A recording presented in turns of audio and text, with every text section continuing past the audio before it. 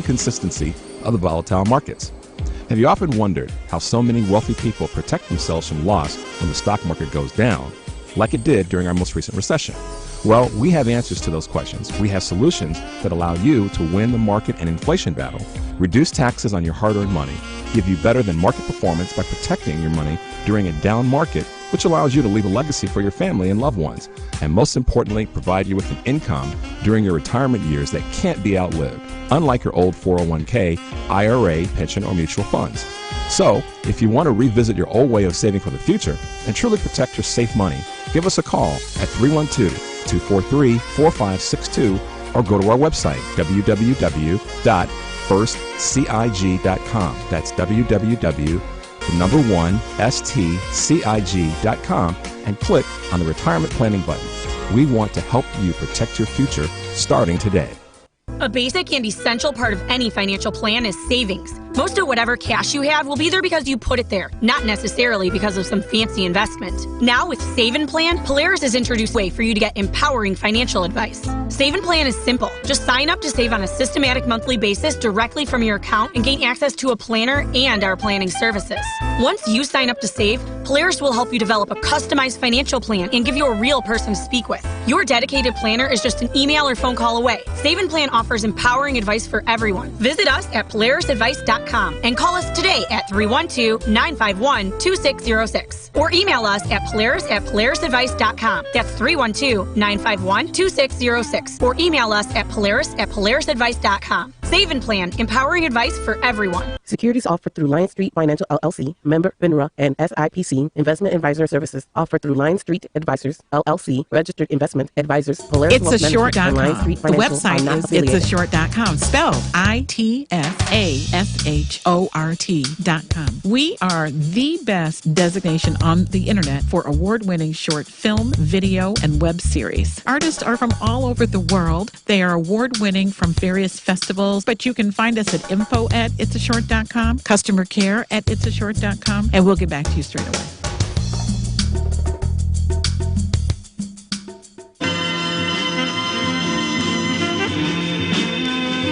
The following program, The Family Meeting, is sponsored by Polaris Insurance Agency and Eric Grant, and to the extent of their guests.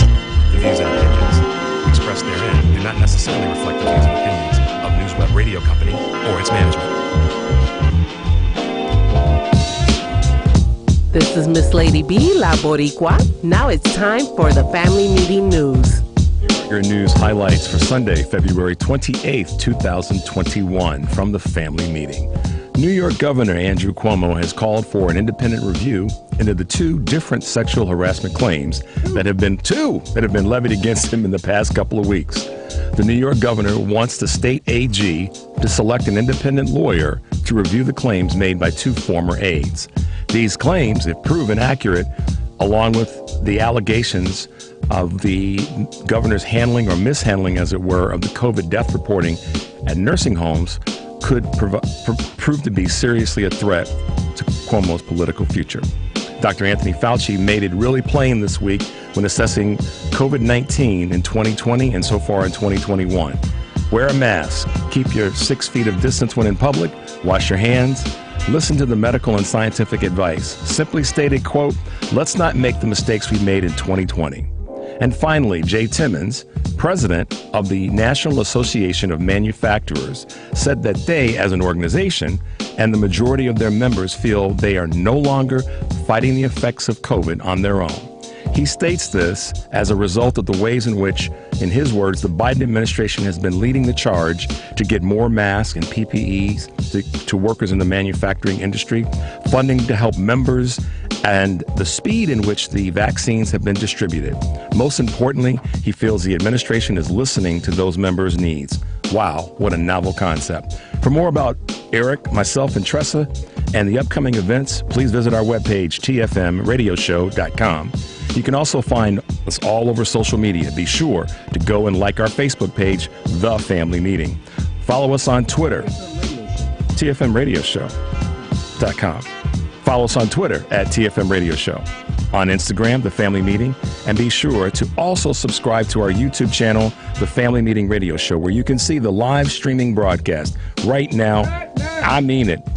Are you looking to advertise your business, an event you've got coming up? Well, you can become a cousin today. Send an email to info@tfmradioshow.com.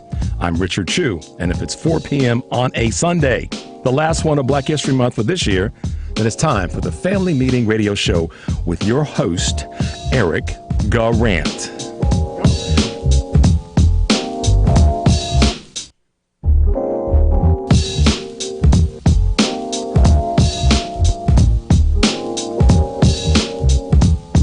A basic and essential part of any financial plan is savings. Most of whatever cash you have will be there because you put it there, not necessarily because of some fancy investment. Now with Save & Plan, Polaris has introduced a way for you to get empowering financial advice. Save & Plan is simple. Just sign up to save on a systematic monthly basis directly from your account and gain access to a planner and our planning services.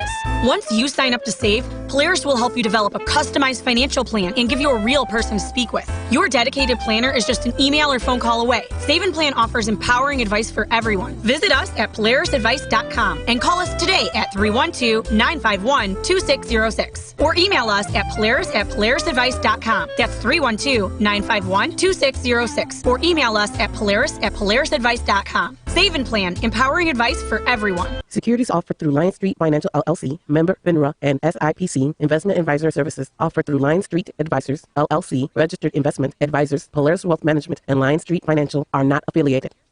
The Law Office of Darnell Lyles is ready to help you. Whether it's personal injury, criminal, DUI, and OWI, nursing home, product liability, it doesn't matter. Call 219-939-9-LAW. That's 219-939-9529. That's right. When you're driving and get into a wreck. You better call Darnell. Had a few drinks too many? A cop hits you with a DUI or OWI? Think you better call Darnell. Arrested and facing criminal charges, misdemeanor or felony? I think you better call Darnell. Purchase a product that causes you or a loved one harm? I think you better call Darnell. When your loved one is neglected and abused in a nursing home? I think you better call Darnell. That's right, you better call Attorney Darnell Lyles and get represented right. And the first consultation is free. Yes, free. So call right now. 219-939-9LAW. That's 219-939-9529. Attorney Darnell Lyles. Darnell Lyles.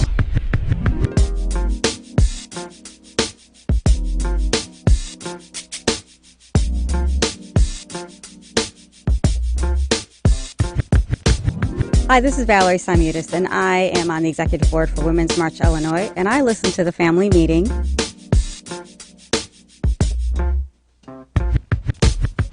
Hi, this is Alex Garza at AGG Consulting. You can visit me at www.aggconsulting.net. I listen to the Family Welcome Meeting. to the Worldwide Headquarters. Headquarters. I gave you my best Bill Curtis voice there. Yes. Worldwide Headquarters. Of the Family Meeting. I'm your boy E. Hey man, grab your phones, find us on social media. We're all over it. Facebook, Twitter, and Instagram. But also be sure to subscribe to our YouTube channel.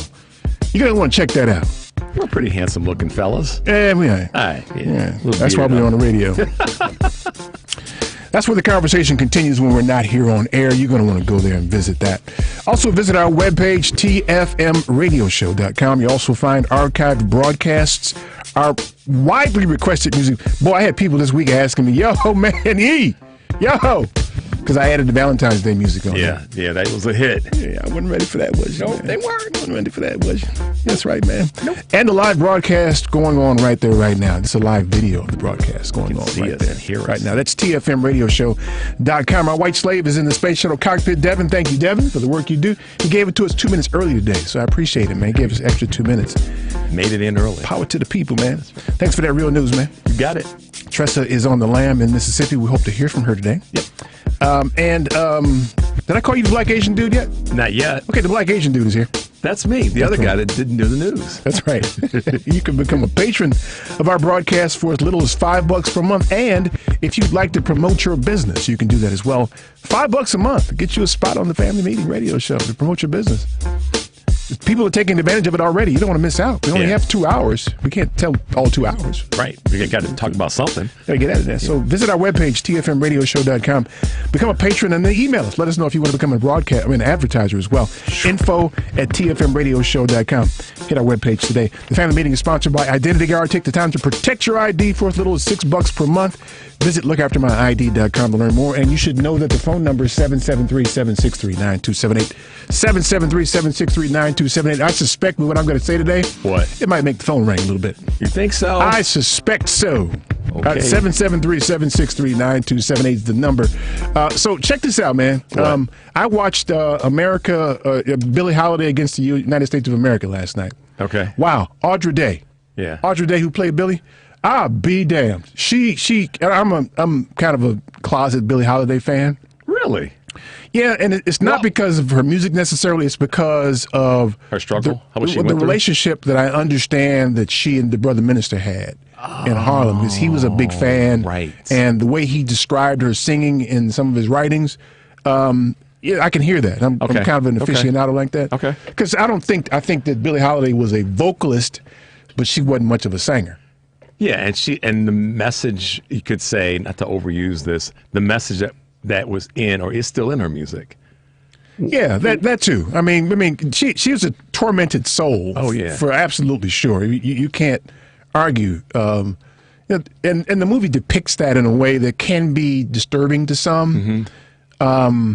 But she was, having had Michelle in here, Michelle Duster, to talk about her great grandmother Ida B. Wells. Mm-hmm. Billie Holiday was a badass too, man. Yeah, she was. She was like, give me my money, and she took her share of abuse. She dysfunctional relationships, drug abuse. She died at mid-40s, I think. Yeah. But man, Audra Day played. You should hear when you hear her talk, and then you listen to recordings of Billie Holiday talking. Yeah, she really got her work done. Right on the point, man. She did her homework. Real gravelly and kind of. She had a pace. She had a different staccato to her. Yeah. Yeah, but it was a pace. Her words kind of ran together. Yeah, no. As I understand, she was a very playful, jovial person. Yeah. Audra managed to capture that in some of the scenes. It was just an incredible, award-winning performance in my estimation. Yeah. If you get a chance, it's on Hulu. Check out Billie Holiday versus United States of America. Yeah, I'll get it. Thank you for saying that earlier before we came on the air. So yeah, check that out, man. Check that out. Here, Brush with Greatness, by the way. So I was telling my mother on the way in today, I call my mother on Sundays, that I had a chance to meet, like a meeting with Billie Holiday's sister. Really? Isis Holiday was her name. And I haven't been in touch with her for a better part of 25 years. And I suspect she's not around because she was pretty old then. Okay. But at the time at Howard University, there's a theater down the street called the Howard Theater. Not owned by Howard, just called the Howard Theater. Yeah. It was one of the theaters on the Chitlin Circuit, along with the Regal and the Apollo and other theaters around the country. Okay. And it was in disrepair, like 3 feet of water in the basement, and there's bullet holes from rap concerts in there. It was crazy. And so ISIS was part of a group that actually owned the building. Really? Yeah. So I was supposed to meet her, not supposed to, I met her in what used to be the Howard Hotel. We had a hotel on campus that was a functioning hotel, and students worked there in the hospitality management majors. You didn't need to hear all that. We got it. So I walks into the lobby, and I don't see anybody that looks like she could be Isis Holiday. Okay. I don't know what I had in my mind about who she was or what she looked like. Yeah.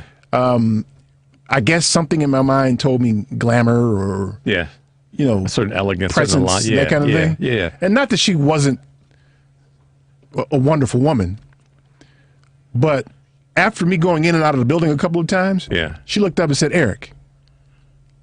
I was like, "ISIS?" She's like, "Yeah." And I'm pretty sure she's not with us anymore, but God bless her soul, man. She looked like she didn't have a home. Oh, man. She had several plastic bags with her, and she had sandwiches in the bags, and she just looked like it wasn't going well for her. And we had a really interesting conversation. She was a minor owner in the Howard Theater. And it was a student effort to try to get the university to buy the Howard Theater and renovate it and make it a venue again, like it used to be in the heyday. at that time in Washington, you just didn't have fabulous things because it was in the middle of the crack epidemic and it was a murder capital and so forth. So it never really jumped off. And but I met her. Wow. I met her. She was just, I felt bad for her. But anyway, make sure you check out Billie Holiday versus the United States of America. Yeah. Great performance in there. So this is the last day of Black History Month. Did you know that? Yes, I did. That's the last day of Black History Month. Yes, another one passes. This is my 54th Black History Month. I think. Yeah, 54th. Math thing. Doing the math thing there. I got you. So I was thinking to myself for today's broadcast, and I actually thought today, because we started off, I think, with some really good advice for people. Sure we did. To engage and really kind of immerse yourself in the month, to take full advantage of the fact that people are actually paying attention to Black history this month. And some things you could actually do. Mm-hmm. Tangible things you could do that, in some instances were not so easy to do, and in other instances very easy to do. Yep. I think. Yep. At least. But there are people out there who don't care, right, about the systemic nature of racism in the country. Nope. And I ain't talking to them. I think statistically, you could argue that they're probably a minority, albeit a vocal minority. Mm-hmm. But there are people who are what I would characterize as right-minded, well-meaning, who find the notion of systemic racism to be abhorrent, but are unwilling or partially willing participants in perpetuating the system, which means you're not engaging in some sort of nefarious plot to do this. So let's take this brown costume out of the conversation.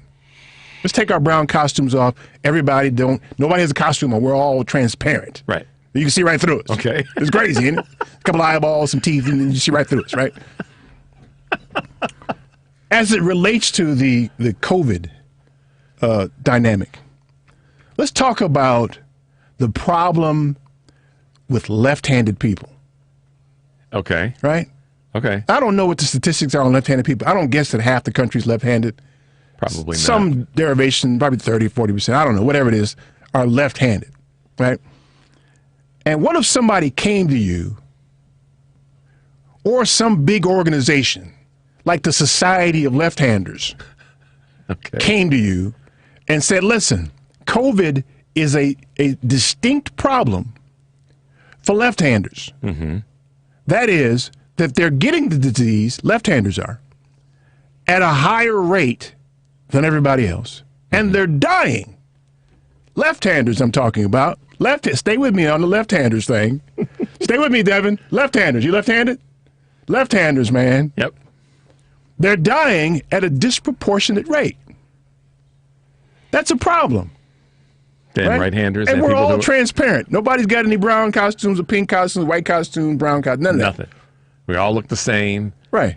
Just the left-handers got a serious problem. They got left-handedness. Right. And higher susceptibility and mortality rate to COVID. Yeah. Here, for instance, in the state of Illinois. I don't have Illinois on my list here. Where's Illinois? Okay, well, we won't go with that. All right. So in the state of Illinois, we have managed to roll out a vaccine for COVID. And we know that we know that the elderly are particularly at risk.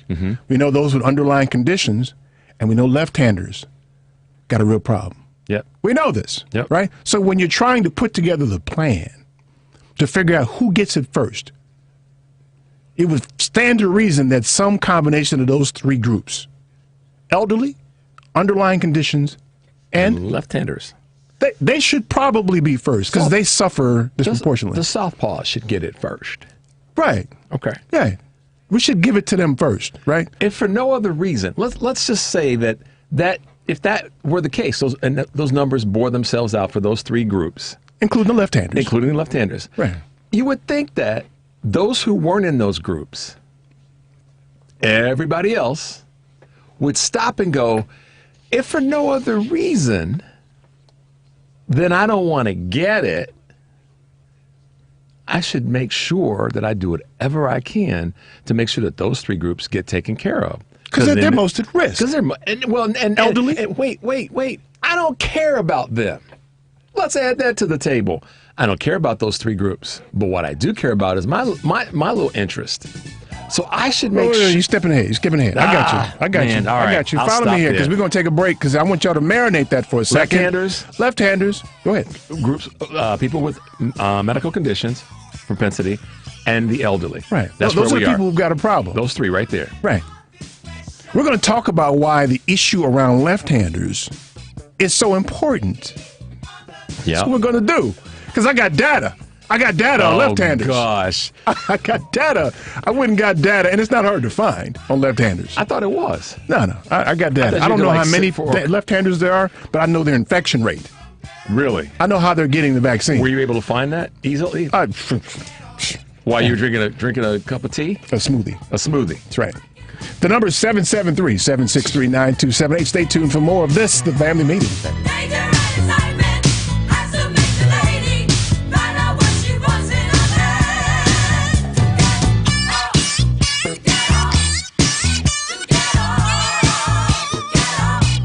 This is Michelle Guster, professor, public historian, and author of Ida B. the Queen, The Extraordinary Life and Legacy of Ida B. Wells. Keep listening to The Family Meeting.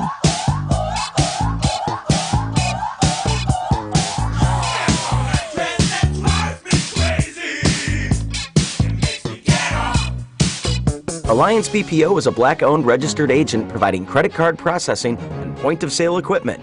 Our representatives deliver customized solutions so that your customers can shop with you online. Visit us at Alliance BPO. That's ALLYANCE Are you looking for the BPO.com. best residential and commercial laundry service in the Chicagoland area? Then you want PleaseDoMyLaundry.com. That's PleaseDoMyLaundry.com. Tired of running to the store to get your CBD products? You can now get them online at the CBD Fun Store, where we have a full suite of Okana line products, including oil gummies, creams, smokable hemp, and pain relief creams. Why go out when you can enjoy the convenience of having them delivered to your door? Come directly to the CBDFunStore.com to place your order. That is CBDFunStore.com. All of our products are backed by our 30-day money-back guarantee. Your satisfaction is our focus. So visit CBDFunStore.com, where we make good health fun. The CBD Fun Store is a fully licensed micro-dispensary under Wakana for Life Distribution Group. You must be 21 years or older to purchase CBD products. Please consult your healthcare professional about potential interactions or other possible complications before using any product.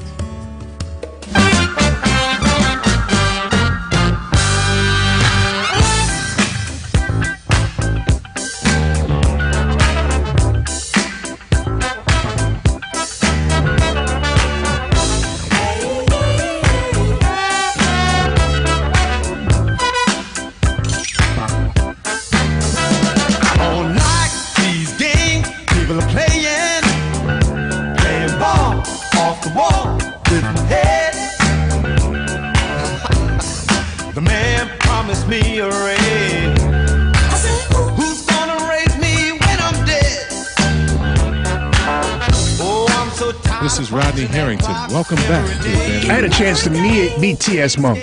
Did you really? I did. Of course, because I was at Howard. I met T.S. Monk. He was on campus or something. He's got a music school. He had a music school, at least then, in New York. Yeah. Thelonious Monk's son. Yeah, right. Right.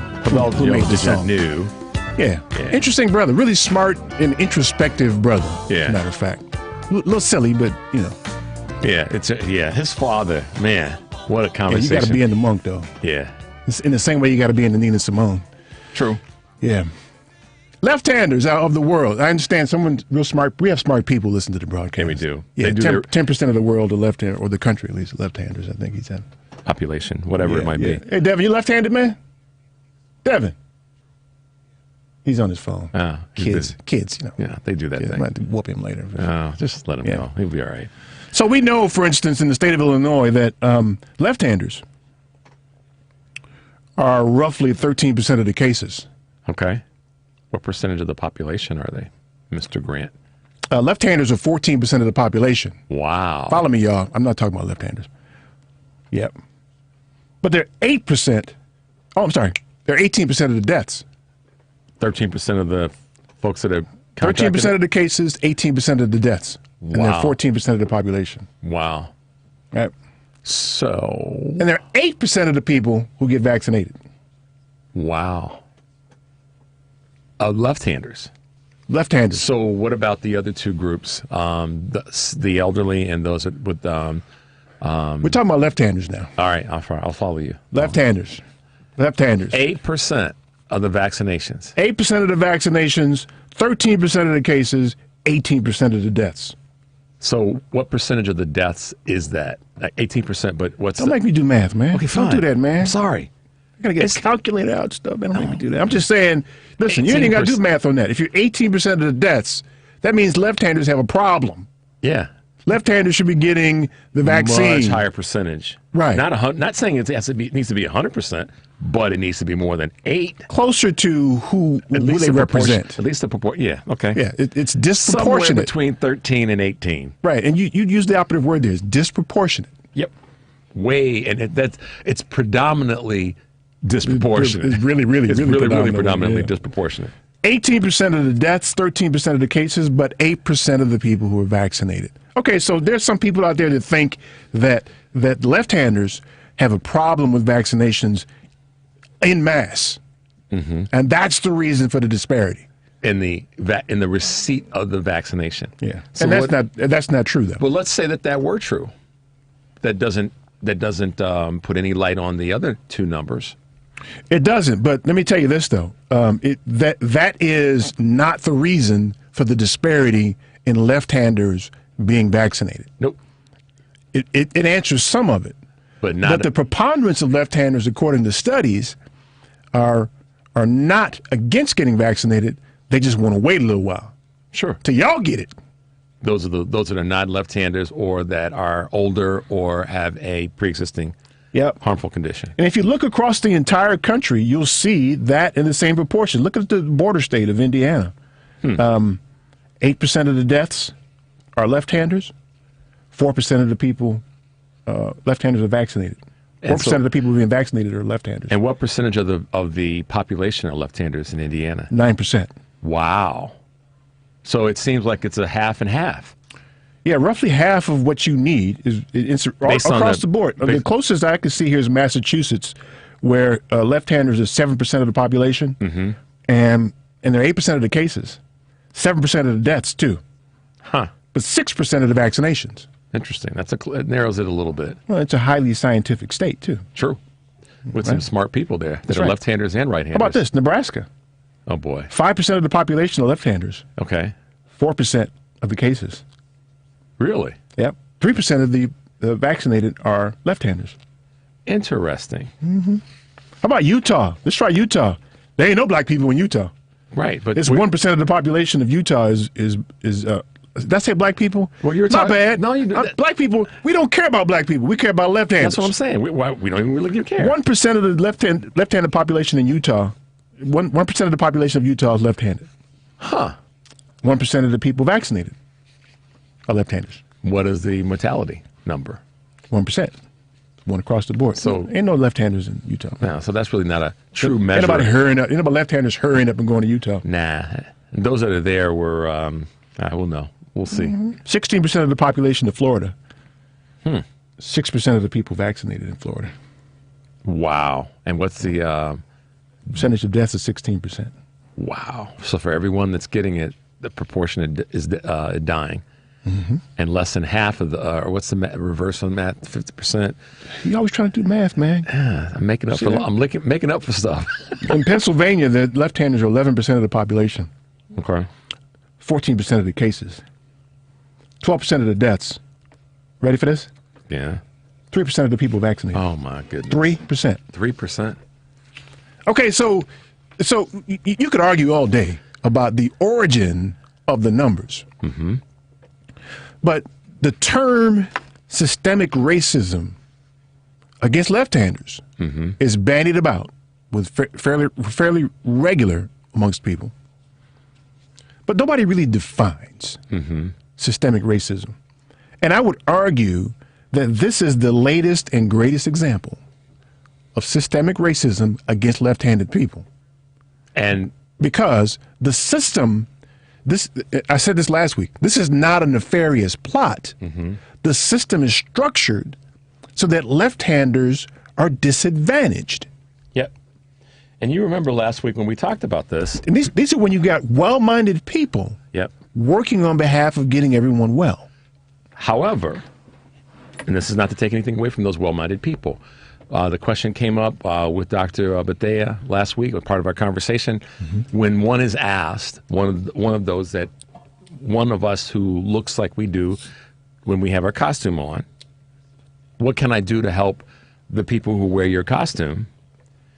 We said, right now in the immediate moment, work to break down the systemic biases that, although you may not directly contribute to by your actions, your lack of action is a contribution to the problem, because it lets it continue to That's right. So there are well-minded people who are working in the health field who realize this data, who know that left-handers are not getting the vaccination proportionate to the rate of death and illness. And it persists because the system is structured in a way so that this happens. Now imagine, this is where it gets broad. This is one thing, and you could tear this apart and try to argue the numbers and make an issue of it. But when you look at almost all of, and I use almost because I don't believe in absolutes, almost all of the societal ills, left-handers suffer disproportionately. Not okay. I'm going to say, when you say ills, I'm going to say all of them. I know that you're taking the absolute.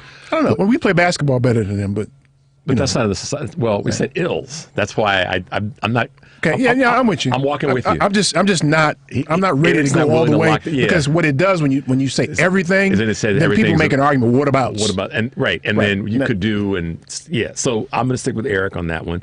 The majority of, a disproportionate amount of, for that matter, of the societal ills. Way too many. Way too many. Way too many societal ills suffer disproportionately by left-handers. And there is no collective answer for why that is outside of systemic racism against left-handers.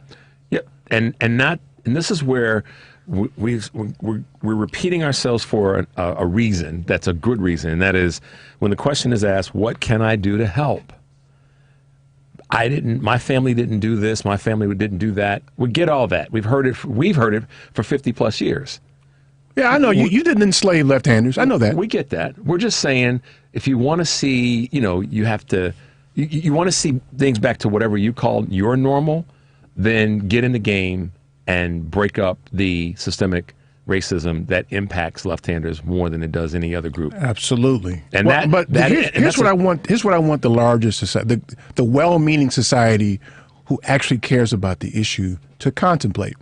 That you can look at this data here, and even if you were to spend some time kind of parsing it and trying to find ways to answer for the numbers, including the left-handers' contribution to the low numbers in vaccinations, you still can't make up for the difference. Nope. I would argue that to my dying day, you can't make up for that. And it's an attempt to excuse the system. The system is structured to do this to left-handers. Yep. And that's, in essence, the problem.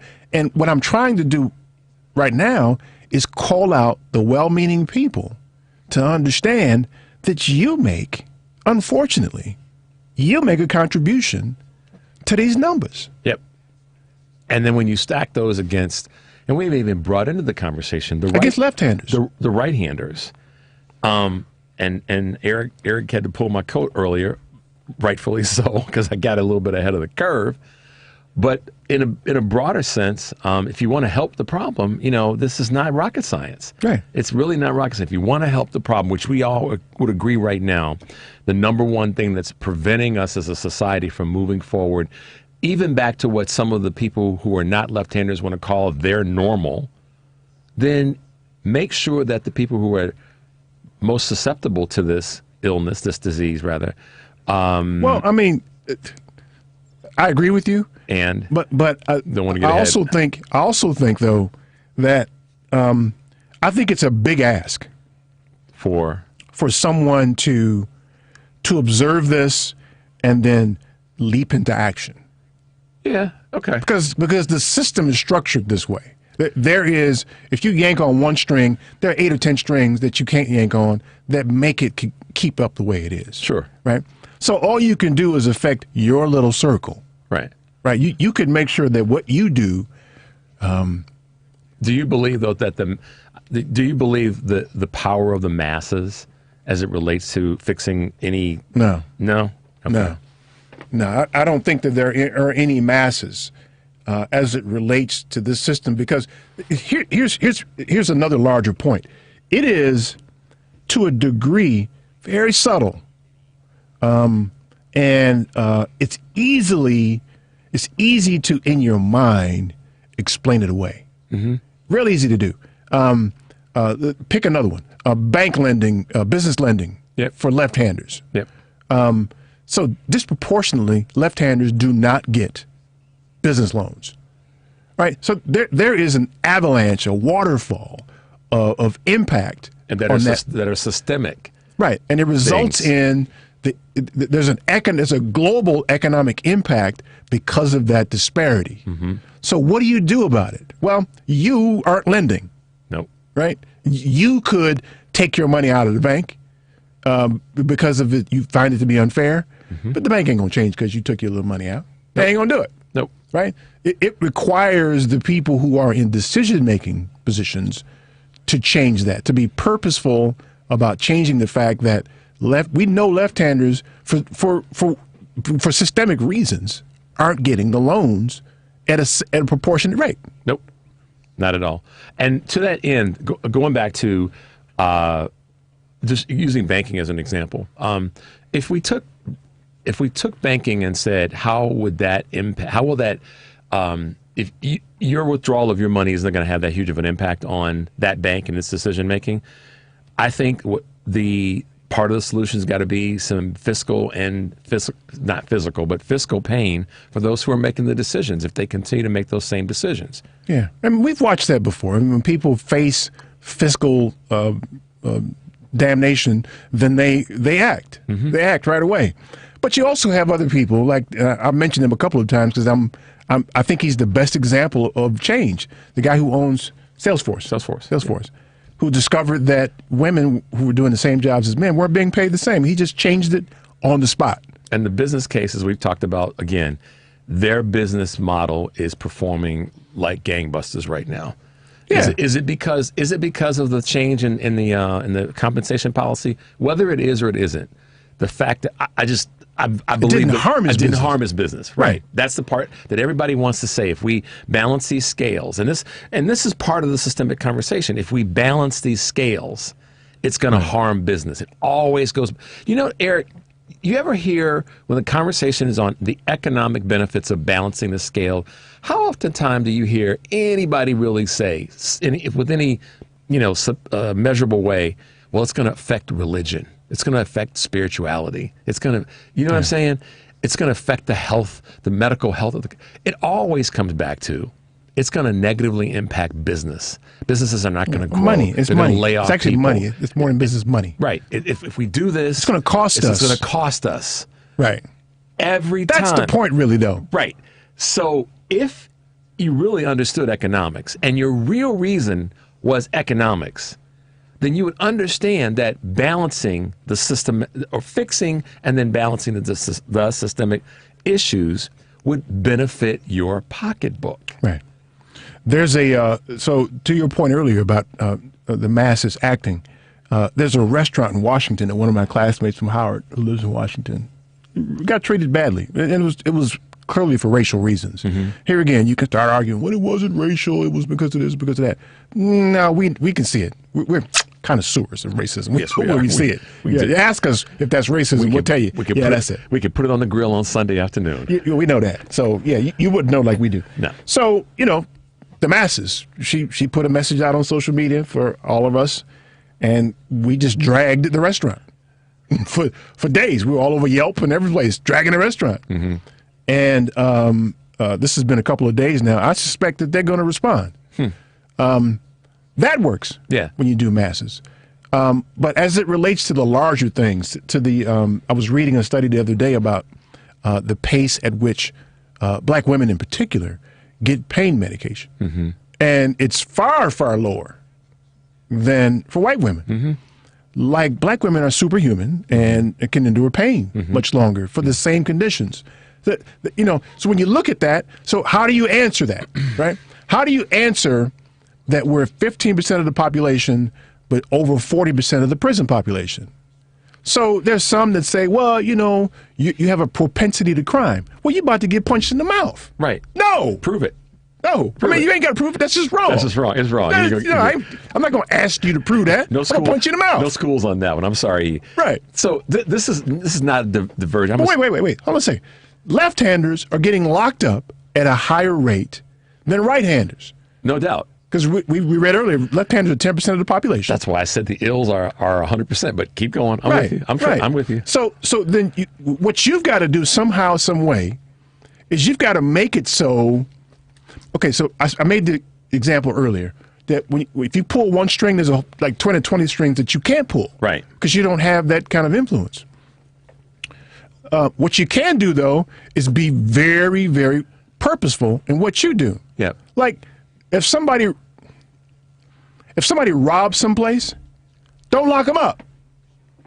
Don't convict them. Find out what was behind. Give them an alternative. Right. Find out what was behind the point to get to robbing. So how about, you may be headed down this road, so I don't bump me off if I'm too far ahead. In February, this year's Black History Month, you gave everybody 3 things to do and consider.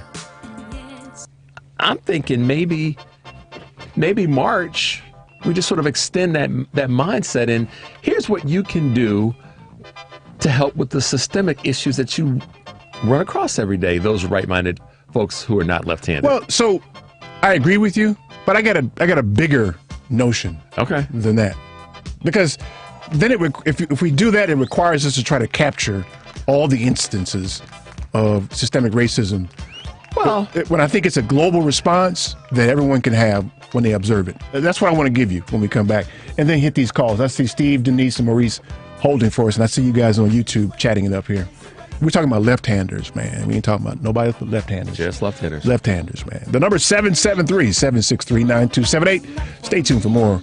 I'm right-handed, but I tell you. Really? I'm right-handed. I'll tell you my story sometime. That's right. Stay tuned for more, yeah.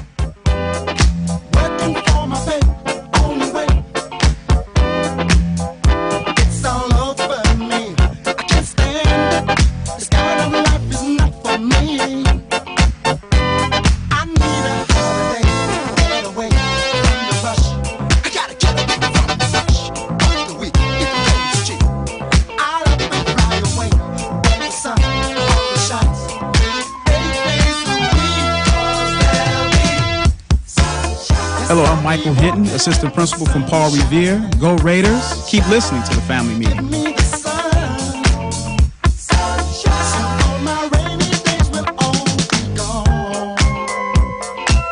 Hey, I'm Brittany Perry with CyberScout. Did you know that there were over 14 million identity theft victims in 2019 alone? The pandemic has increased cyber risks, including unemployment fraud, ransomware, and phishing. More than 80% of people feel they have little or no control over personal data collected by businesses or government. CyberScout Identity Management Services help employees keep control of their identities after a data breach or theft and restore their good name. For more information, visit www.cyberscout.com or contact Brittany Perry at 312-515-8003. That's www.cyberscout.com or contact Brittany Perry at 312-515-8003. Hey, Family Meeting cousins. We all know that 2020 has been quite a year. COVID-19, the economy, financial markets, and the election have impacted our sponsors and advertisers across the board. We thought rather than being solely dependent on sponsors and advertisers to maintain our show, we create a Patreon Family Meeting subscription and membership page. The Family Meeting knows you appreciate what we offer weekly, from our Stop By and Pull a Seat dialogue, to our Red Hot music playlist, to our great guests, politicians, authors, small business minds, and the like. It is with that knowledge that we ask you to support the family meeting and become a cousin and a monthly subscriber to our show using our Patreon page. You can contribute as little as $5 per month to keep the family meeting a viable voice here on WCPT, YouTube, Twitter, and Facebook. Your monthly support will also help us expand our reach to touch more people across the progressive conversation. To become a Patreon subscriber, go to our website, thefamilymeeting.com, and click on the link. Simple and sweet. Thanks, cousins. We look forward to keeping this party going. A 2016 study estimates that 13.1 million Americans were victims of identity theft that year. Fight back against identity theft by signing up for Identity Guard. Identity Guard monitors your credit and identity information with alerts that can help you respond quickly if certain changes indicating fraudulent activity are detected, as well as help protect your computer from viruses, keylogging, and other serious threats. Plus, with Identity Guard's dynamic credit management resources and tools, you will have helpful information as you make better financial and credit decisions. Identity Guard includes $1 million identity theft insurance and lost wallet protection, and more if you ever do become a victim. Protect your ID by visiting lookaftermyid.com. That's lookaftermyid.com to securely sign up for Identity Guard today.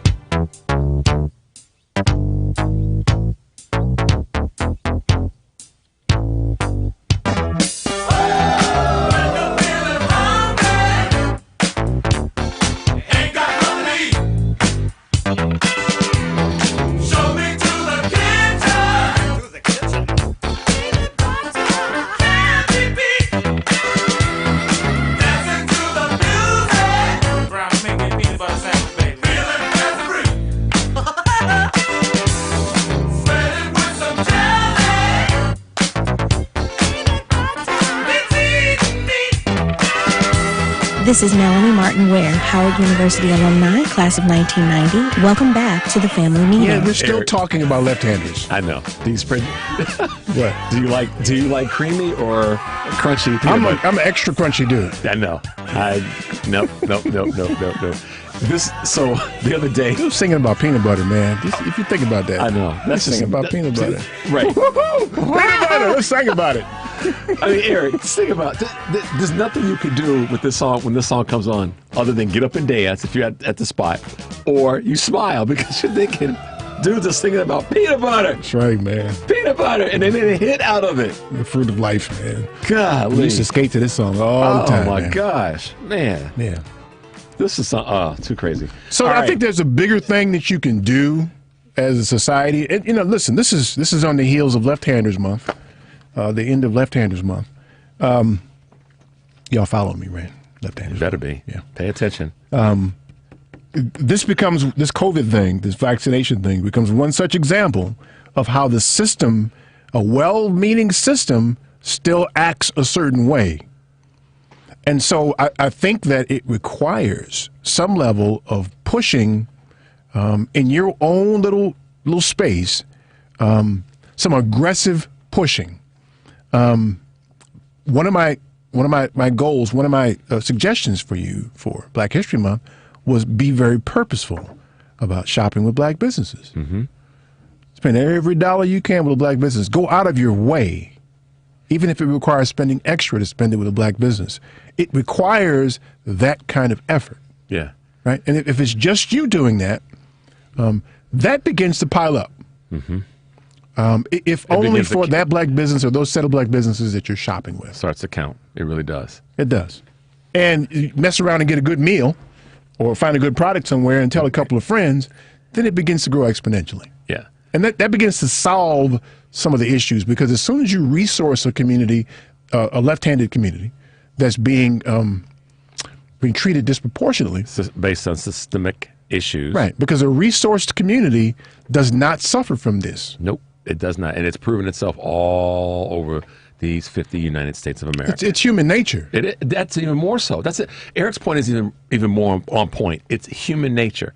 So, and we've had this mantra for years, and I don't know if I'm going to assume it's somewhat biblical or spiritual at the minimum, that you teach a man. What is it? You can't remember it, man. You teach all this build up, and you couldn't remember it, man. Well, now I got it. Okay, go ahead. I suffer from left-handedism. You basically teach a man to fish, and he's self-sustaining. You show a person the fish. It's not the quote. You show a person the fish. You should look it up, man. But everybody gets my point. That's it. That individual then becomes self-sustaining, just like any community and society. Yeah.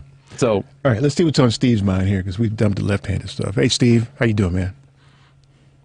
Yes, thank you for taking my call. And I like the fact that this has become a nuanced conversation, because all too often it's this sort of, excuse the pun, but it's a black and white conversation of the simplicity.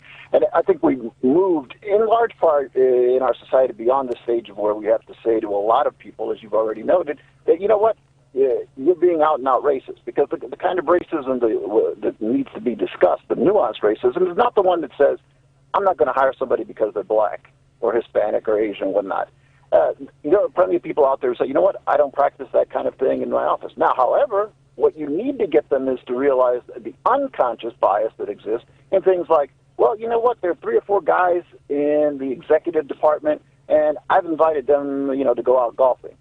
And the guys I didn't invite out, who may be people of color, who may be women, maybe all sorts of other groups, and when things get discussed and decisions get made out on that golf course, and you didn't invite certain other people because you consider it outside the workplace, you are engaged in an unconscious bias, and you excluded someone. And when it comes time to create a new team or promote somebody, you're going to rationally say in your mind, well, this is a guy I've been talking to for years out on the golf course about these new ideas. The guy you didn't hear from was the guy you didn't invite out on the golf course.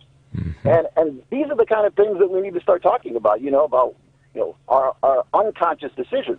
Now, I would push back on a couple of things that you said, with all due respect, in that when you disadvantage and disenfranchise people, when you ghettoize them, yes, you're going to create a subculture, and this is something that Cornel West has talked about, Michael Dyson has talked about, in which actually things like criminality do get glorified, and you do get a disproportionate amount of crime. That's not a function of race. You could take any group of people, and people who study, for instance, the Lower East Side of Manhattan in the early 20th century, you find Jewish kids, Greek kids, Italian kids, all doing what? They're involved in street gangs. And now, where are the Jewish street gangs any longer? They no longer exist. Why? Because Jewish kids have got a ton of opportunity. They aspire to go to school, and that's not a part of their cultural component any longer. And that's what we need to do. We need to discuss things that elevate groups that are disadvantaged so that crime isn't seen as an option. Now, we recognize that it has an effect when you disproportionately impact a community through disinvestment, that you're going to get more crime. Yes, absolutely, that is true. So we can't say that there isn't more crime. But that crime is not a function. You're not born to be criminal because you're black. You end up being more likely to be a criminal if you're African American living in Inglewood, because that's the community that you were raised in, where the crime was the norm. You're much more likely to be surrounded by individuals who are engaged in that kind of behavior. The pimp is the guy you see with the nice car, not the CEO. And you don't know a lot of college grads, but you do know a lot of drug dealers.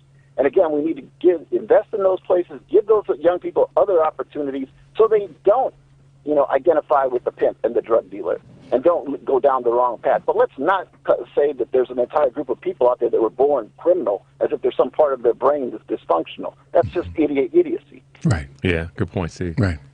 I agree with you, because that makes what you just said is the pushback against people who think that the jails are filled disproportionately with people of color because we have criminal minds. That's not true. It's what you talked about earlier about ghettoizing communities, and you create a crime element that way. It becomes a way of survival. Yeah, and that didn't start when black people predominantly lived in Inglewood or certain neighborhoods of the South Side of Chicago or other communities. To your point, Steve, that's been there for a whole long period of time. Yeah. Fixing that systemic problem as a society is on all of our shoulders. Yeah. Oh, absolutely. I think of it as that there are all sorts of policies that we instituted that unfortunately exacerbated a lot of these issues. We all agree, I think, that desegregation was a good thing in fighting racism and segregation and those agendas of the 50s and 60s. And so, but what it allowed for was a lot of middle and upper middle class African Americans to flee those communities, essentially removing that element that was so positive and leaving those individuals who were left, who were impoverished, to have no one to lead them. And unfortunately, that was the end result. But at the same time, we completely destroyed the capacity of the working class to make a decent living. You know, those of us who are old enough to remember, my father worked in the steel industry in the 1960s. You know, he made the equivalent today of $140,000 in the steel industry, for God's sake. But that job is gone.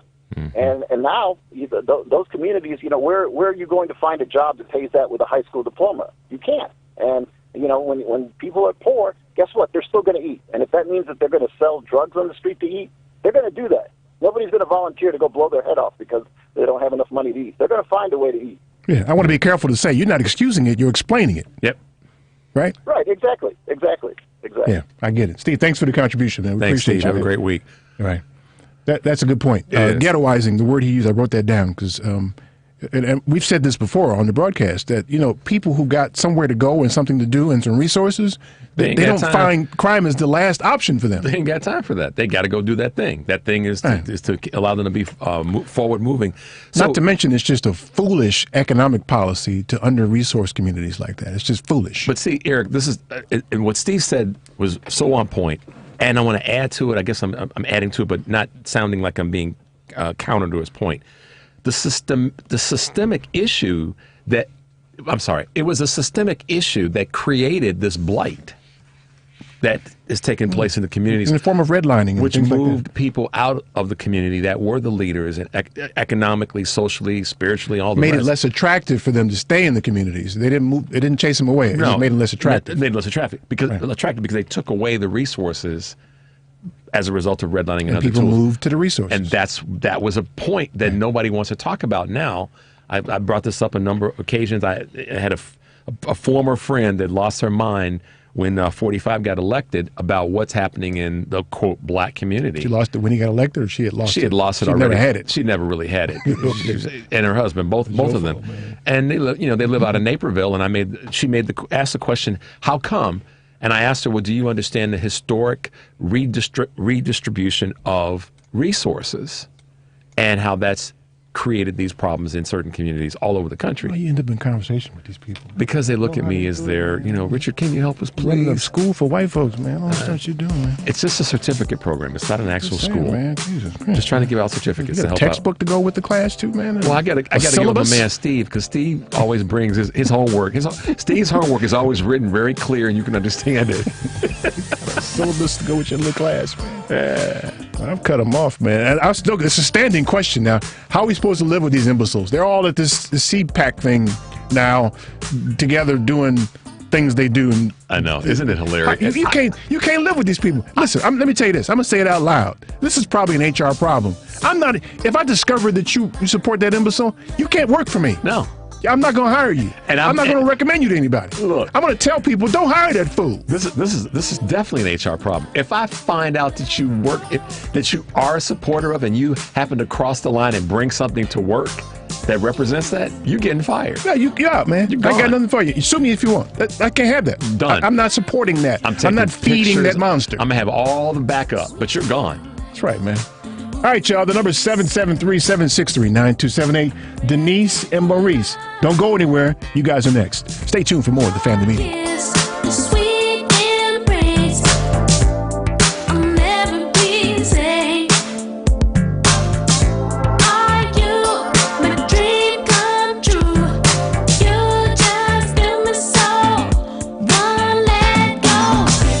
Hi, this is Jeff Lee, Eric's boy from HU. Keep listening to the Family Meeting. Is this my dream?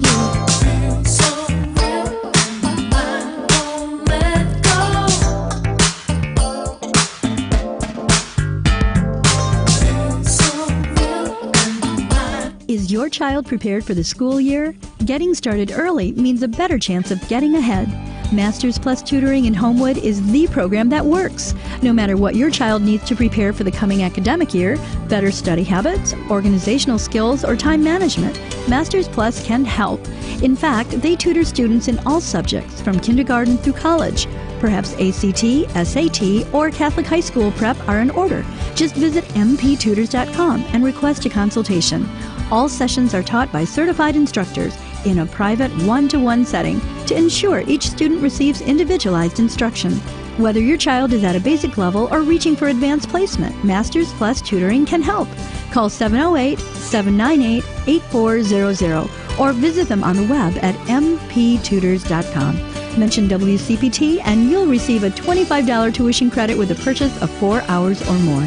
That's mptutors.com. The name of my business is Mrs. Indecent Exposure. We are an intimate aromatherapy, massage, bath, and body shop. We have the best aromatherapy, bath, and skincare products available. You can find us in Chicago and on the World Wide Web. We're located at 6916 West North Avenue in Chicago, 3 blocks east of Harlem Avenue. 773-417-3223. Mrs. Indecent Exposure, MRSNDEXPO.com.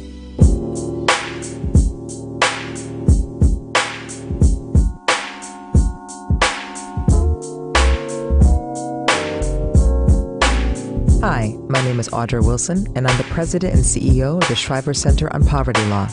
You can visit us at www.povertylaw.org. Hey, cousins. Now it's time for the Family Meeting News. Here are your 5 p.m. news highlights from the family meeting. I got to tell you, I love that Day Central on whoever that is.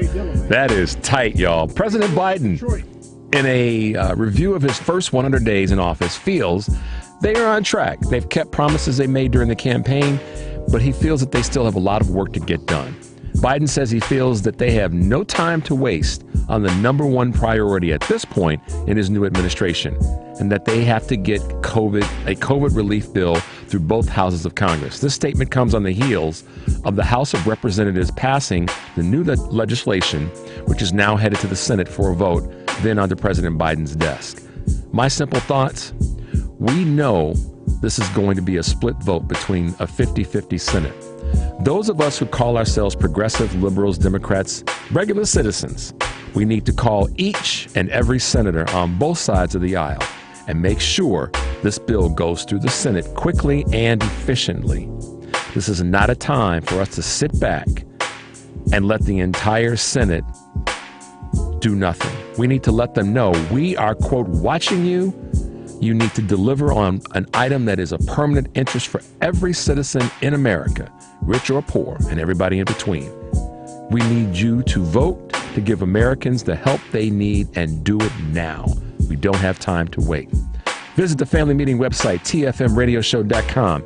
And for all that watch us live, each week, don't forget to like the video and then subscribe to our YouTube channel for notifications, archived video, and audio broadcasts. As much as we get these requests that are great for our music playlist, you can't beat it. Be sure to like us on Facebook, follow us on Twitter at TFM Radio Show. Don't forget to show us some love today, people. Send a message to the Family Meeting on Facebook or email us at info@tfmradioshow.com. The news today was brought to you by Identity Guard. Each year, millions of Americans fall victim to identity theft that you can protect for yourself for as little as $6 per month by visiting lookaftermyid.com. That's lookaftermyid.com. Do it today. I'm Richard Chu, and although I struggled, this has been your Family Meeting News. Eric and I will be right back with more of the Family Meeting.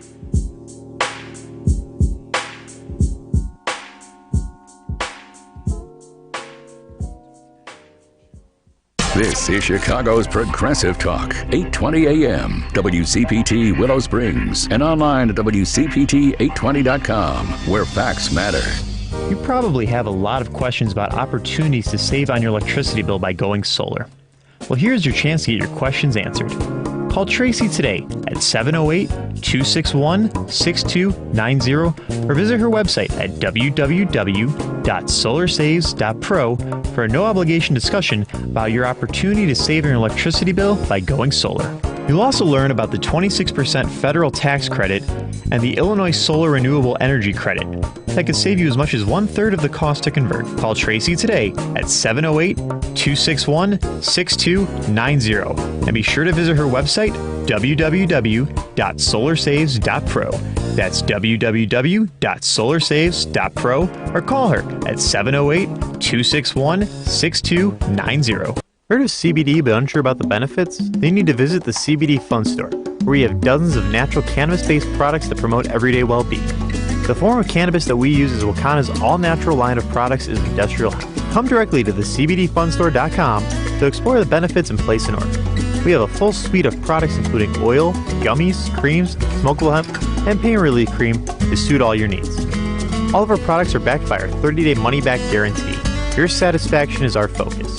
So visit CBDFunstore.com where we make good health fun. The CBD Fun Store is a fully licensed microdispensary under the Wakana 4 Life Distribution Group. You must be 21 years old to purchase CBD products. Please consult your healthcare professionals about the potential interactions or other possible complications before using any product. An essential part of any financial plan is savings. Most of whatever cash you have will be there because you put it there, not necessarily because of some fancy investment. Now with Save and Plan, Polaris has introduced a way for you to get empowering financial advice. Save and Plan is simple. Just sign up to save on a systematic monthly basis directly from your account and gain access to a planner and our planning services. Once you sign up to save, Polaris will help you develop a customized financial plan and give you a real person to speak with. Your dedicated planner is just an email or phone call away. Save and Plan offers empowering advice for everyone. Visit us at polarisadvice.com and call us today at 312-951-2606 or email us at polarisadvice.com. That's 312-951-2606 or email us at polarisadvice.com. Save and Plan, empowering advice for everyone. Securities offered through Lion Street Financial LLC, member FINRA and SIPC. Investment advisor services offered through Lion Street Advisors LLC, registered investment advisors. Polaris Wealth Management and Lion Street Financial are not affiliated.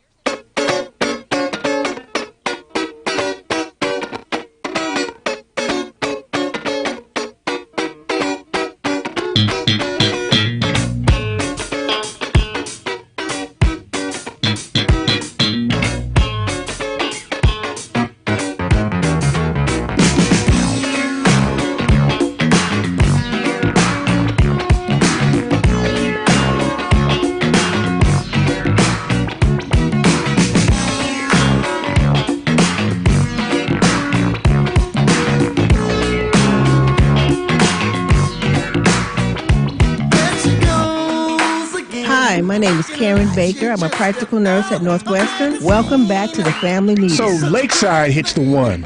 They hit the one. They do.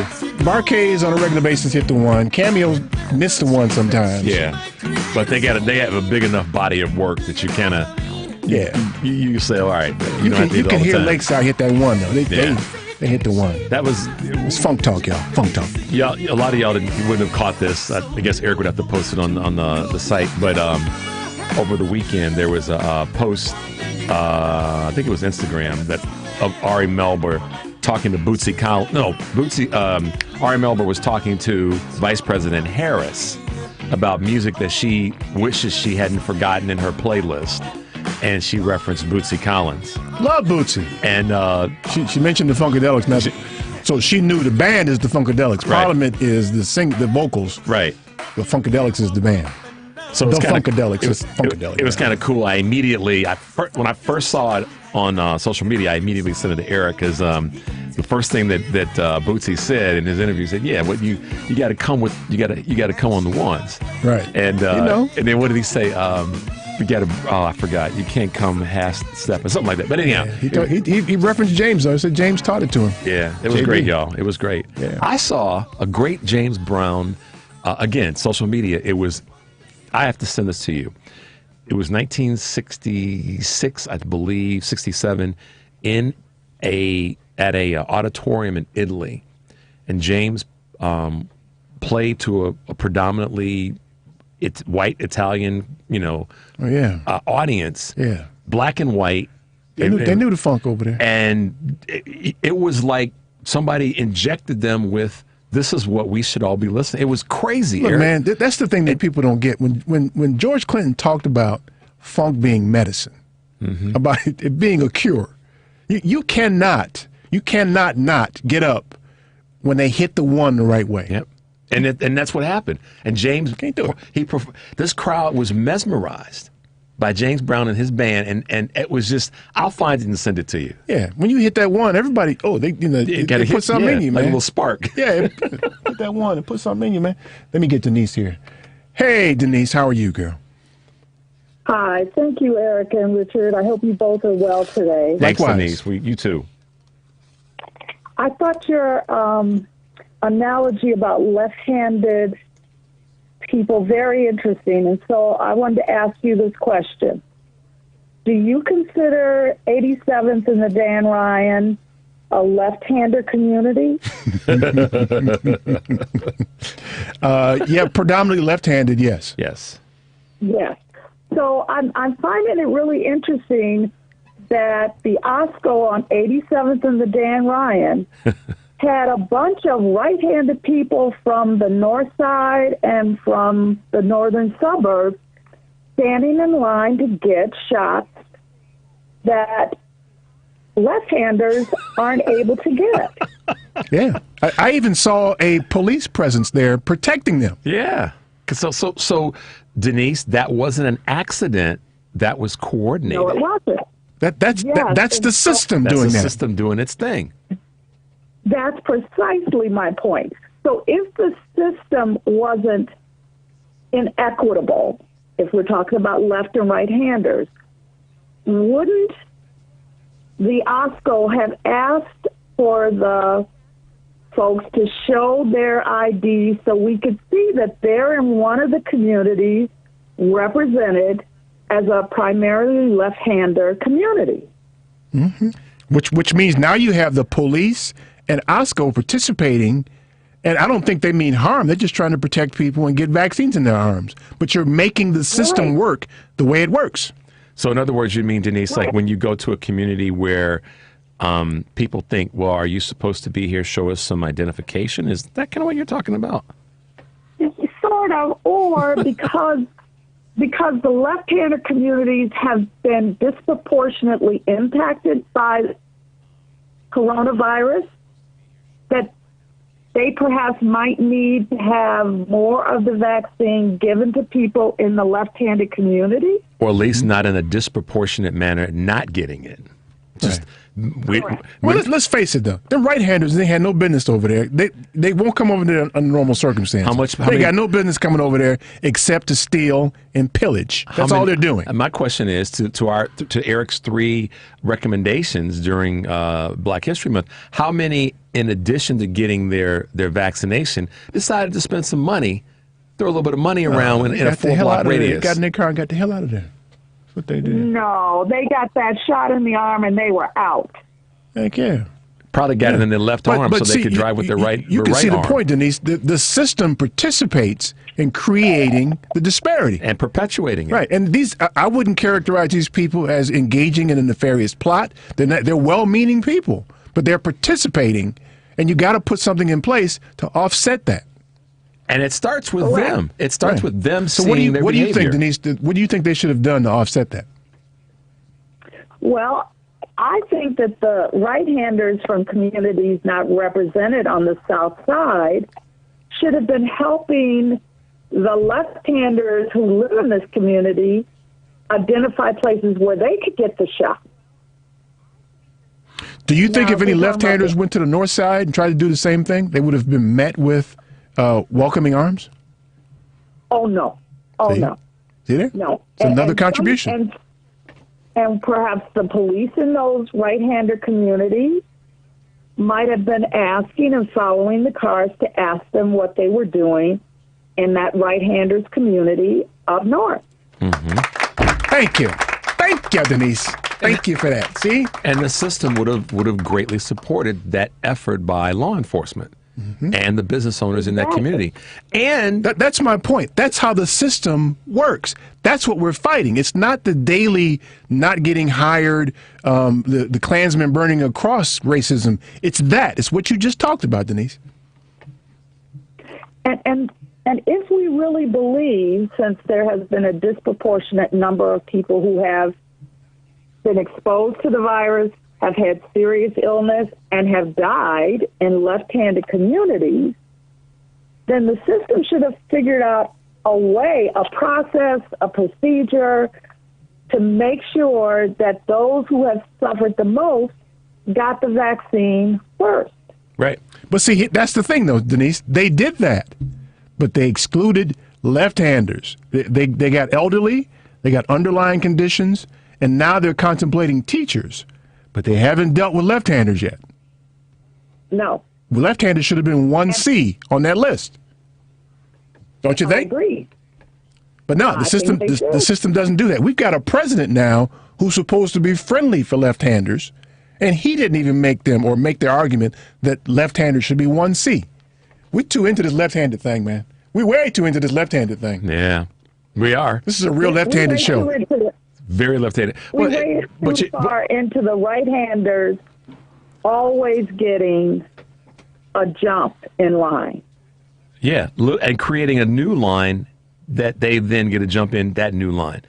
And so when right-handers say, and we had a caller earlier that said that he was glad this wasn't literally not a conversation about left-handers and right-handers. Well, in fact, it is. Nuanced as it might be, it still is, because the right-handers left what they would call their community and came to the left-handers community and basically it's whatever criteria you use to exclude people. In this case, it's left-handers. And took their stuff. Right. Isn't this conversation for the last 400 years about scarcity, about not willing to share, about some people deserve certain things and other people don't? Well, interesting, Denise, that there are people who believe that we should live in a scarcity mindset rather than in a mindset of abundance. And that furthers this conversation about, to Eric's point, Eric says this all the time, it is not a zero-sum equation. You get, if you get some of this, then I'm going to get less of this. And I'm botching it, but Eric, you know what I'm talking about. Yeah, and I had to think about what you just said there, Denise, because you're right, and it is that was somewhat profound. Yeah. Because you're right, it's about scarcity, but it's also about people having the impression, what Rich just described, that is if they get that, then I won't have, which is not the case. Even further, though, it is the inability for people who represent our permanent interests to make the economic argument. There's an economic argument to having healthy left-handers, having wealthy left-handers, to have not hungry left-handers. There's an economic benefit to that to the right-handers. All day long. And they're not making that argument. All day long. No. And so we have each other competing against things when we should have enough for right and left-handers and folks who are ambidextrous. And Denise, what are you being? You are the smartest Denise in the whole wide world. That's right. Just making a place setting. Sorry, Denise, go ahead. I'm thankful I'm not a Karen. That's all. Hey, Denise, you be well, all right? Stay safe, dear. Thank you for calling. You too. Okay, see you. That was great. That's the smartest Denise in the whole wide world. I'm telling you. Let me get Maurice in here from West Chicago. Maurice, what's up, man? Maurice Nichols from the Bank of Africa Project. God bless you, gentlemen. How you feeling? Likewise, man. Yeah. All right. Look, when it comes to economics, black people we got two left hands and two left feet. Because this economic piece is just not working for us. Not only is it not working for us, it's working aggressively against us by design. And everybody pretty much knows that. Yeah. So let's talk money here. You mentioned earlier, Eric, if we take our little funky dollars out of the little funky white banks, it wouldn't make a difference. I have to disagree with that. You all remember a long time ago when Jesse was really a threat. He used to talk about black dollars being the margin of profit in basically every business in this country. Well, he settled down a whole lot just with the voting and civil rights and stuff like that. But any business, brother, if you impact that profit margin, you know what happens to it? Mama, pop, mega business, it doesn't matter. Do you know what happens if you impact that profit margin? They can do a lot of things. Yeah, well, that's what I characterize as fiscal violence. We need to impose fiscal violence upon these businesses. And to my point earlier, I was saying that if you do it alone, there's no impact. If we all do it, then it's an impact. Masses of us doing it in different categories. We should pick, Maurice, we should pick a category per month to basically go after. Yeah, Maurice is going to organize that, right, Maurice? Oh, yeah. God willing. I don't see why he won't be. Well, good. We're counting on the email from you, man. Tell us where we got to go next month, man. That's why we're talking about the Bank of Africa Project, to educate black America about international banking. Why international banking? That's where the money is. Why don't you send me an email about that, man, so we can talk more about that? Yeah. Can you do that? I'll get with you. God is leading me somewhere else right now. Oh, no, you ain't follow finna do him, that to me. okay? You gonna blame it on God. Man, send me an email, bro. No, you ain't finna do what you want to do to me. Let me listen to God, okay? You will be. Look, ask him to lead you. He'll lead you the way he lead me. He can do that. Oh, man. So I can't know about it, Chet, man? Is that what the deal is? Just tell people to take it to the bank. That's Oh, all. my It's God. It's not Maurice don't difficult. share, We man. don't have to get complicated about this. Okay. Take it to the bank. All right, well, listen. God told me to ask you. He said, "Listen, Maurice Lyon been busy. I can't get a hold of him. So can you tell him to send that information to E?" That's what God told me. I was in the room when it happened, Maurice. So you gotta send it, man. Federal Reserve. He sent me a text, man. And he showed it to me. In 1913, the Federal Reserve and the African National Congress were both created. 75, 80, 90 years later, the Federal Reserve concentrated on money. Now, the African National Congress, they have the power, the political power in South Africa now, but they got no money. Right. Yep. So if we had been concentrated on economics for the last 75 years, do you know where we would be? Yep. Much better place. Oh, we would be right-handed or ambidextrous, like Sister said. That's right. That's right, man. Hey, Maurice, be well, man. I'm looking forward to hearing from you, y'all. Peace out. All right, man. Peace. Maurice don't want to share. He doesn't. Blaming it on God. Get an email, Maurice, man. Send me an email, bro. Yes. That's that partnership we got to have, man. That's what we got to talk about, man. Put our efforts toward what you're talking about. Make sure efforts strong. Yo, your girl Denise was into left-handers, man. Totally. She was in the moment. She's like a thespian or something. She might be a closet ambidextrous person. Could be, yeah. I don't know, but she definitely made some excellent points about what it would be like for a left-handed person to visit a right-handed neighborhood to get a shot. We know how that goes. Yeah. All right, y'all. Tommy's calling in. I got to make sure I get him in, too, man. He got some new bricks. All right, y'all. We'll take a few more calls here. The number is 773-763-9278. Stay tuned for more of this, The Family Meeting. Just what I've been looking for.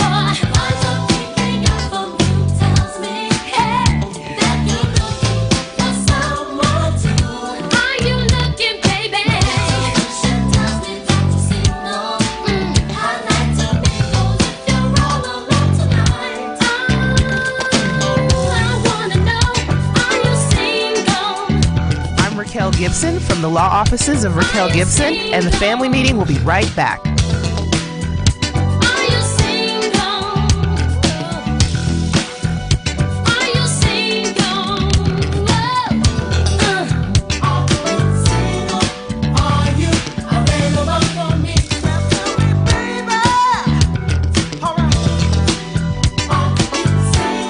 A Single K plan is a 401k plan designed especially for business owners and immediate family, regardless if they are incorporated or not. Single Ks offer both employer and employee contributions and in many cases have no setup fee or annual plan administrative charges. Single Ks are simple to administer with no government reporting required. Most importantly, this plan allows employees to access their savings via hardship withdrawals or loans. Visit our website at polarisadvice.com or call us about your business or organization's retirement plan at 312-951-2606 or email us at polaris@polarisadvice.com. That's 312-951-2606 or email us at polaris@polarisadvice.com. Polaris provides empowering advice for everyone. Securities offered through Lion Street Financial LLC, member FINRA, and SIPC Investment Advisor Services offered through Lion Street Advisors LLC, registered investment advisors. Polaris Wealth Management and Lion Street Financial are not affiliated. Hey, family meeting cousins. We all know that 2020 has been quite a year. COVID-19, the economy, financial markets, and the election have impacted our sponsors and advertisers across the board. We thought rather than being solely dependent on sponsors and advertisers to maintain our show, we create a Patreon family meeting subscription and membership page. The family meeting knows you appreciate what we offer weekly, from our stop by and pull a seat dialogue to our red hot music playlist to our great guests, politicians, authors, small business minds, and the like.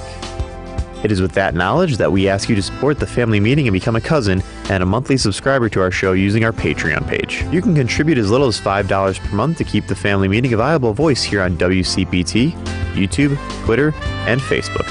Your monthly support will also help us expand our reach to touch more people across the progressive conversation. To become a Patreon subscriber, go to our website, thefamilymeeting.com, and click on the link. Simple and sweet. Thanks, cousins. We look forward to keeping this party going.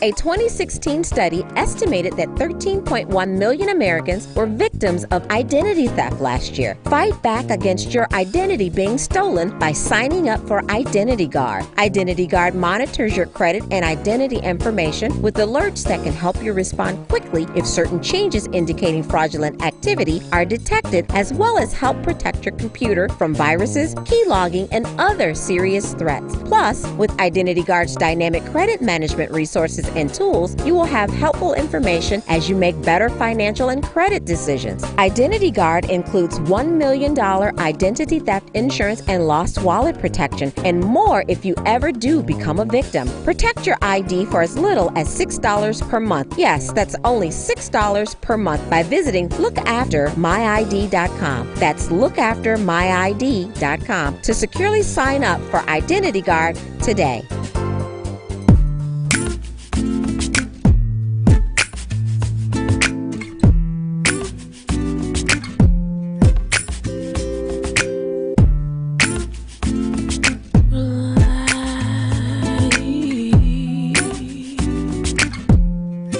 One shot to your heart without breaking your skin. No one has the power to hurt you like your kin. Kept it inside, didn't tell no one else.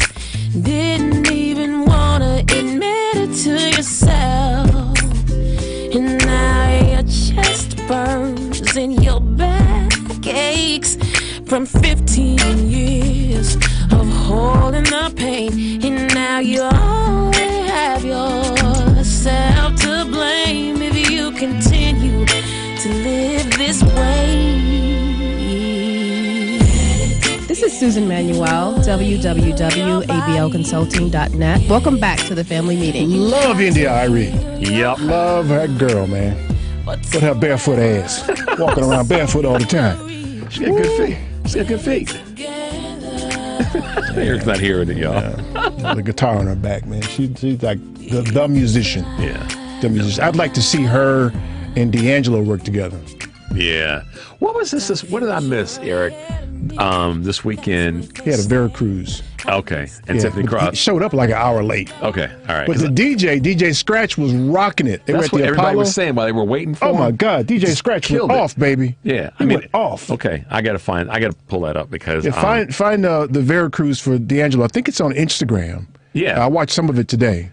And then when he finally showed up, he was like singing over records, man. Yeah. But Method Man showed up and Redman showed up too. It was pretty cool. Okay. But DJ Scratch put on a show, boy. Got it. Woo. Got it. Because I was following Tiffany and I saw this pop up and was like, what did I miss? Yeah, he put on the show, man. Cool. That's for sure. Let me get Ida calling here. Hey, Ida. How are you, girl? Hi. Hello. Hi there. You're on. Eric? Yes. Hi, Eric. A regular listener, right-handed listener. I'm furious with Denise. My heart is racing. Before statements are made, facts should be checked. I'm pretty far north. Do you know, north side? Do you know, we're underserved here. There's no place to get a damn shot here. Everybody wants a shot. So, I go online, Kennedy King College, Olive Harvey, you name it, Riverside. So, yeah, we're driving. My cousin drove to Antioch, another cousin to Crystal Lake. Come on, people want their shots. So you're going to say, because you come from the north side or you're right-handed, you ain't getting a shot? That's ridiculous. Well, see, nobody wants to drive 50 miles. No, I feel you, though. I feel you. But let me offer you this, though. The reality is, well, I shouldn't say the reality. It is our experience, or at least our level of hesitation, for doing the same thing. If for some reason the shots were available on the north side more readily, and we decided left-handers. Nobody's saying no. Hold on a second. the history has told us if we do that, then we get harassed by the police. No. I had my shot. There were no police at the shot. No. Hold on a second now. Listen to what I'm telling you. If left-handers were to go to the north side and try to get shots in the same way Denise described right-handers coming to the south side, history has told us that we will get harassed by the police, so we're less inclined to do it. But wait. I'm not buying it. I'm not. I'm sorry. Okay. Okay, but that's not your reality, though. That's the thing. Doesn't exist here. That's why that's where we miss each other, because that's our reality. So you may not see it. You may not see it, but we experience it every day. I'm sure you do. Listen, I'm sure you do. I don't want to be. Well, I can understand. I can totally understand. You might think I don't, but I do. So. Well, no. See, this is what I need you to do, though. That's what I need you to do. For the sites on the north side, I need you to go observe those and make sure that if there are any left-handers in line, that they're not being harassed.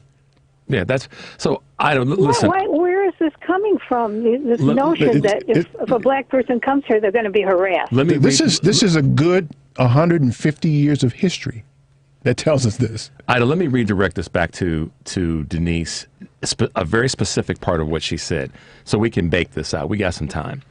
What she said was a specific location at 87th and the Bishop or the Dan Ryan, and I know exactly what she's talking about. Okay. And I'm going to make an assumption here, so correct me if I'm wrong. You said you drove to a different location than your immediate neighborhood. Was it that specific location? No. Okay, no, so take a deep breath.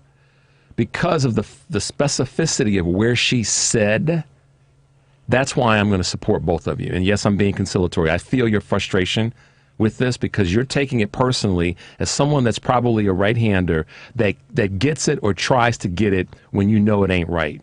I think you're probably that right-hander. So I'm with you, girl. But Denise was very, very micro-specific about a particular community.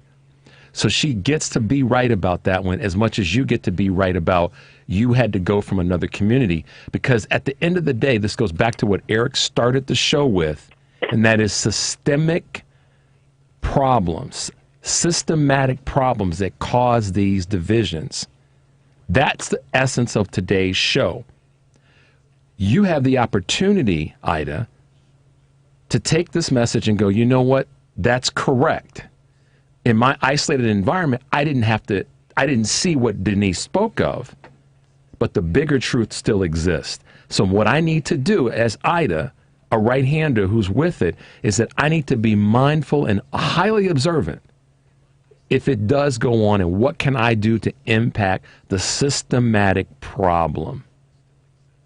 Yeah, and it's hard, and I believe you're a right-minded person, but it's hard when I'm told that my experience didn't happen, or it doesn't happen. You've heard us use a phrase. We say there's monsters in the closet, and people say monsters don't exist. This is that moment, Ida. It just is, and it's hard. We know it's hard because we have so many right-minded, right-handed colleagues, friends, and in my case, family. We know that it's hard. So we're not speaking from 10,000 feet telling you what we think happens. We know it from our day-to-day existence. And we're asking you to go, that wasn't my immediate experience, but I get the big picture. Denise is right. At 87th I totally get the picture. So do you get the picture that people will go anywhere for one of these shots? Absolutely. And that's cool. It's just the bigger point is that the same can't be reciprocated. You should have sites closer to you so you don't have to travel as far. Exactly. Right? That's what should happen. Exactly. But you have the ability to come to a left-handed community where we don't as readily. Okay, so that's at your very core, your heart. That's how you've grown up. That's how you've been raised to think. No. That's not what I think. That's what I've experienced. That's what we experience. I mean, that's what you experienced in your life. Right. The experience, current, real time, not past But tense. maybe it's not like that everywhere. You know, maybe we're not here on the north side with guns if some left-wing person comes to get a shot. That's ridiculous. We're not going to change your mind in this moment on this, Ida. I would ask that you... I think it's a problem at the core, Ida, that even if it's not true... I'm a minority, too. I'm white, but yes, I'm a minority. And I know throughout my life, I've experienced people saying and doing, and they're still doing it, and are terrible to my minority. But maybe you're right. Maybe I don't understand your particular grievances. Yeah, well, it's not so much a grievance; it's a reality. And I would tell you that if what you say is true, but me and Rich still harbor those sentiments, that still is a problem, isn't it? Yeah, it's a problem, and I hope someday it won't be a problem for you. Thank you. Thank you for that, Ida. Thanks, Thank you. Ida. And we love you much. I absolutely do, because you guys might wind up being in the minority in this, the majority in this country. Yeah, and then I can And bring back white slavery. No. Educate your kids. My minority, the focus, even if they're poor, education. There's power in education. I agree. Absolutely. I agree 100%. Ida, be well. We love you, girl. Stay safe, Ida. Ida. For talking. You Thanks. bet. Bye. Yeah. Well-minded. Well, yeah. But the reality of our situation does not resonate. Eric, thanks for letting me speak to that, because I know sometimes you have to shut me off, and I respect that. But no, seriously, man. I mean, you jokingly will ask me, Rich, how come you always having these conversations where you're the educator of right-handed folks in America? And I don't know the answer to that question, but I do know I have answers for them, because I know more or less than you do. But I'm never going to, thankfully, let someone's I won't say their experience, but their observation overshadow what our experiences are day to day. That's why I said real time to Ida, not yesterday or a couple of weeks ago. This is real time. That's what happens right now. And so that's the important part. Listen, there have been a number of people... As evidenced by the prison and jail population. Well, look, yes, and look at the current, this last election cycle. How many right-handed folks have said, this is a right-handed person's problem. We're the ones that have to fix this. So we understand the frustration that it exists, and that you sometimes have to push back on what you don't experience, but that doesn't mean it doesn't happen. Yeah. It's just like, and I say this as respectfully as I can, please, y'all don't get upset with me. It's similar to when a guy says that sexual harassment isn't happening because I didn't see it. Yeah, be careful though. I'm careful. It's a different circumstance. I preempted that for a reason. I'm with you. I just know what people are going to react. Sorry for the emails you're going to get for that one. But I don't care about no emails. I know you don't. But no, y'all, listen. This is part of what I take this very, very personally, because of the fact that Eric and I, on a day-to-day basis, pre-COVID and after COVID and during, when we walk out the door, whether we're going to get a COVID shot or going down the street to get some gas, it's in our minds. Right. It's a reality. It's a real-time reality. Right. And the statistics tell us whether that we're it's going a up reality. north to get a shot or we're going wherever. So I'm going to give you guys, I'm going to bring this left-handed, right-handed thing full circle. Uh-oh. Get ready. To tell you what you've just been through today. If you've been listening from virtually the beginning of the broadcast, we talked about left-handers and right-handers. I'm going to tell you what you've been through today. And you tell me if it isn't a thing. You tell me if it isn't a thing. Right? Tommy's up next, y'all. Uh-oh. Right, this is Barcades. Wow. They're on the one. They're on the one. You hear this? I said, wow. That's right, yeah. Stay tuned for more of the family meeting. Get your love and I'm too hot to stop now.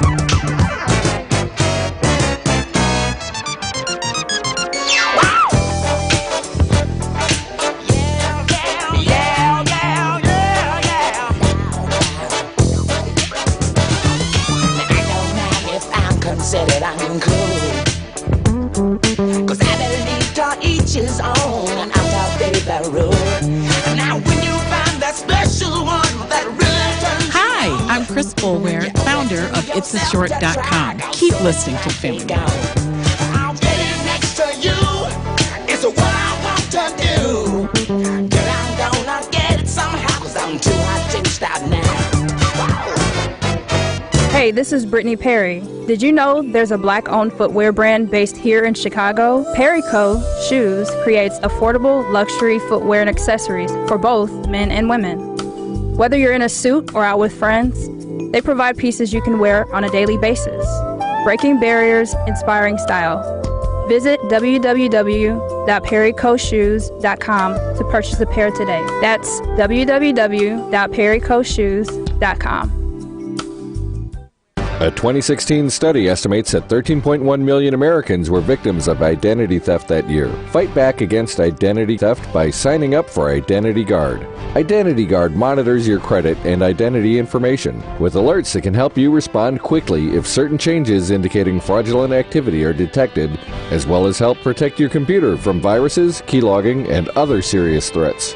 Plus, with Identity Guard's dynamic credit management resources and tools, you will have helpful information as you make better financial and credit decisions. Identity Guard includes $1 million identity theft insurance and lost wallet protection, and more if you ever do become a victim. Protect your ID by visiting lookaftermyid.com. That's lookaftermyid.com to securely sign up for Identity Guard today. A health issue that's not getting better. It may be time you visited Health on Earth Wellness Centers. With over 20 years experience, 4 Chicagoland locations, and patients that range from 2 months old to 93, Health on Earth Wellness Centers are fully prepared to meet all your chiropractic needs. We have state-of-the-art facilities in Crestwood, Tinley Park, the South Loop, and Naperville. Don't let being healthy be your last resort. Make it your first choice. Make an appointment today at healthonearth.org. That's healthonearth.org.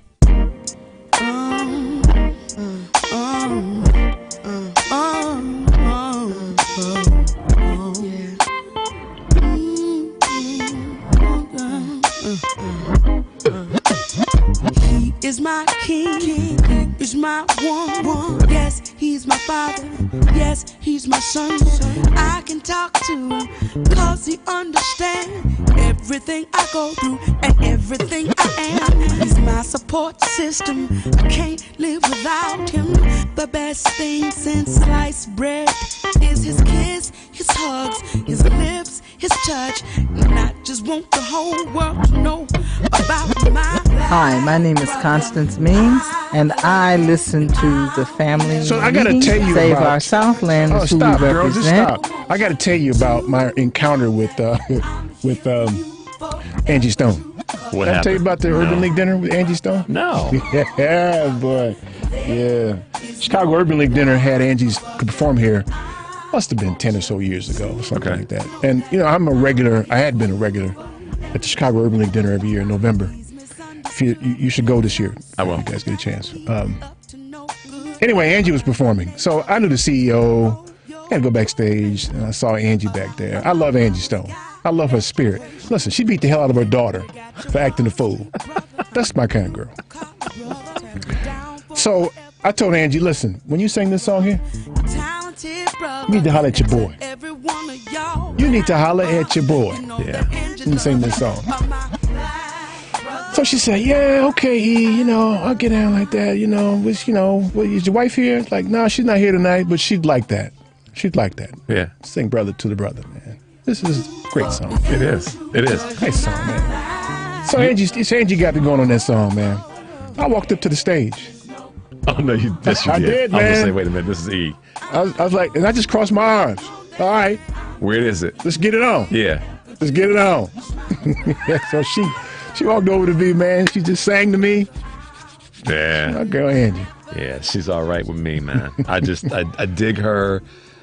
As much as this song is she's singing about her brothers, there's just certain left-handed females that just get it right. Yeah. You know what I mean? She's one of them, along with Vesta Williams. She got it right. Yeah, she does. Jill Scott gets it right. Yeah. India Irie gets it right. Yep. Yep. Yeah. So there we are. It's time for somebody that we know, and I won't do the intro. I was thinking that I would do Not yet. something different for Tommy. Uh-oh. This time. Let me do this for Tommy today. Can I do this, man? Sure. Sure. Yo, Tom. You got a new theme song, man. What's up with you? I have a new theme song. Uh-oh. Oh, I'm just so tickled to death that I have a new theme song because the reality stays the same. See, the reason why you're talking about left and right is because it's not about the overall. For it to be about the overall, it would then begin to bring about consciousness. The consciousness would then reveal a very humanistic flaw, which basically says, is hell, if my house ain't on fire and yours is, it's all right with me. Because this is the paradigm in which we find ourselves in. Even in the midst of a pandemic, even in the midst of everybody knowing that hundreds of thousands of families are mourning and crying because their loved ones have passed away because of the ethnicity and the epic failure of individuals to simply institute a program to save lives. And so when you begin to think about saving lives, then that's why we have these useless conversations of individuals trying to get home a point to someone who's never experienced the reality of a black person in America. And then when you say this, it then becomes another adjective because for them, they're like, what in the hell are you talking about? Until you come to 2020, until you come to 2021, until you start to recognize and understand that this same pandemic, this same recession, this same stirring of the races, this same absolute unbelievable nonsense has now grasped and hold onto them in their neighborhoods, in their houses, and now they're feeling what individuals have felt for 400 years, which is called skip the hell out of you. Keep listening to the family meeting because today I ain't making too much sense and I'm about to explode because hell, would you guys please take your mask off, take your shots, don't take your shots, but go to hell somewhere so I can break your damn windows. Goodbye. Get out of your house so I can weekly break the contribution to your community safety because Tommy would bust your windows if we don't get him on here to get it out. Yeah. Promise. You like that, man? Like Give you you a shot break. you, man. Yeah, you did. Kind of threw me a curve. Tommy that, man. I'm looking for something with bricks or something. I couldn't find that. There's your bricks. I'm decent with the sound effects. So, really? Stop. I listen to you. You know that. I know you do. What'd you say about sound effects? So you were the dude on the Batman making the sound effects, right? Let's hire Rich to do that because he makes excellent noises. He's 4 years old, but let's hire him anyhow. So let me tell you about the experience y'all had today. Yeah. Bring it home, E. Because, listen, I kind of experimented with y'all a little bit with the left-handed thing. Mm-hmm. Doesn't it make it, did you find it a little more palatable to talk about the actual circumstances without using the word black or white? Palatable for the listeners? Certainly. I mean, just generally. It put that people found it easier to discuss it? I think it put a certain, it kind of let some people's palates be cleaned, if you want to put it that way. They were able to just say what they were saying without feeling guilt or a certain vigilance for saying black or white. Yeah, probably. Yeah. I don't give a damn. For some reason, it feels like the word black, Negro, African American, white, or European, and that kind of thing, mm-hmm. as soon as you start using those as adjectives, everybody kind of gets defensive. They clinch up and they get defensive. And they can't really listen at that point. Because they're waiting for the opportunity to say you're defend just being, themselves. Yeah. It's hard to defend left-handers. It's hard to defend right-handers. The circumstance becomes more important than the costume you're wearing. Well, here's another thing too. I should say every one of them, but in most cases, we're all born with a left hand or right hand. I mean, obviously, we understand that we're not getting too deep on this, but each of us can appreciate a left and or right hand in some way or another without taking it personally because of the costume that you're wearing or not. Right. So that made it, it was brilliant on your part, E. Brilliant, I don't get that, man. Well, it was certainly appropriate. Curious. I was curious. Yeah. How it would impact people? Yeah, because I remember having a conversation with someone one time who made it an issue. I said, well, listen, do you have a problem with tall people? You discriminate against short people? And your timely sarcasm, right? Right. Well, it's easier to have that conversation. Well, no, of course I don't discriminate. Well, why does this happen? Yeah. Why does this happen? Why does that happen? Yeah. Do you not like tall people? Then you can have the conversation readily. It seems like the word black and the word white and all the associated words, they make people clinch and prepare themselves to defend something versus discussing the underlying issue. Yep. And so taking that off the table, frankly, probably helps some people be able to hear the conversation as much as be able to respond to it and gather an opinion and create a thought process behind it. I think it did. Is it something that other people could use as a way of communicating? I'm not offering it up as an option. I'm not doing that at all. I just was curious. No certificate programs here? No, y'all can do what the hell y'all want to do. I don't care about that. I just was offering it up as a situation. Personally, that's my tactic I use in life. I remember being in a discussion with someone one time who said something that I found to be racist. And I said, well, I told him, I said, listen, you got a problem with tall people? Right? Is my height, am I the wrong height for you? Yeah. Right, well, what do you mean? I'm just curious because the way you responded seems like you got a problem with tall people. Right? So did he clinch up? How did he? Well, I mean, he could tell I was talking about me being black. He could tell that. Yeah. But he couldn't get around the fact that I was talking about tall people. Right. So he did say that. Well, you mean because you're black? No, I mean because of my height. You think my height's a problem? God, I would have pushed. Right, because it introduces the stupidity of your height or any physical characteristic being a way that you judge people. Right. I mean, the notion is just stupid. Yeah, it is. And it I go back to various comments that we've had, not just today, but in the past, and I'm sure we'll have them in the future, over I'm not one of those people. I'm down with the program. I help out. I'm involved. Don't be upset with me. I mean, the list goes on in the category of, quote, rationalizations or justifications of what a person who is right-handed does. Right, right. We know that already. We're saying that if you want to see some change, here's a target that you can go after. And it really may not cost you that much. And that's dealing with the systematic and systemic issues. Well, I mean, and I've said this before, I think that the data, that we need to be pursuing data-based solutions. And in the case of COVID and the vaccine associated with it, we have data that tells us that there's a disparity between left-handers and right-handers. So the question becomes, what can each individual do to contribute to close the gap on that disparity? Not to mention, it's the same question that I always ask. What are the rules? Right? If as a society we discover that a segment of the population is suffering disproportionately, what then as a society do we typically do? And do we do it for everybody? Exactly. Right. And that's why. If not, why not? Yeah, because when you introduced the concept right after the insurrection, you asked the question: what are the rules? What do we have? Yeah. Tell me what I'm supposed to, or not supposed to, but I'm allowed to do without any repercussions, so that I can follow the rules. Do I get to do the same thing they do? And, right? and like your boy Biden. Listen, man, this journalist that they killed, Khashoggi. Listen, what's the rule, man? Yeah. If a foreign country orders the murder of a U.S. resident, a U.S. journalist, what's the rule? Right.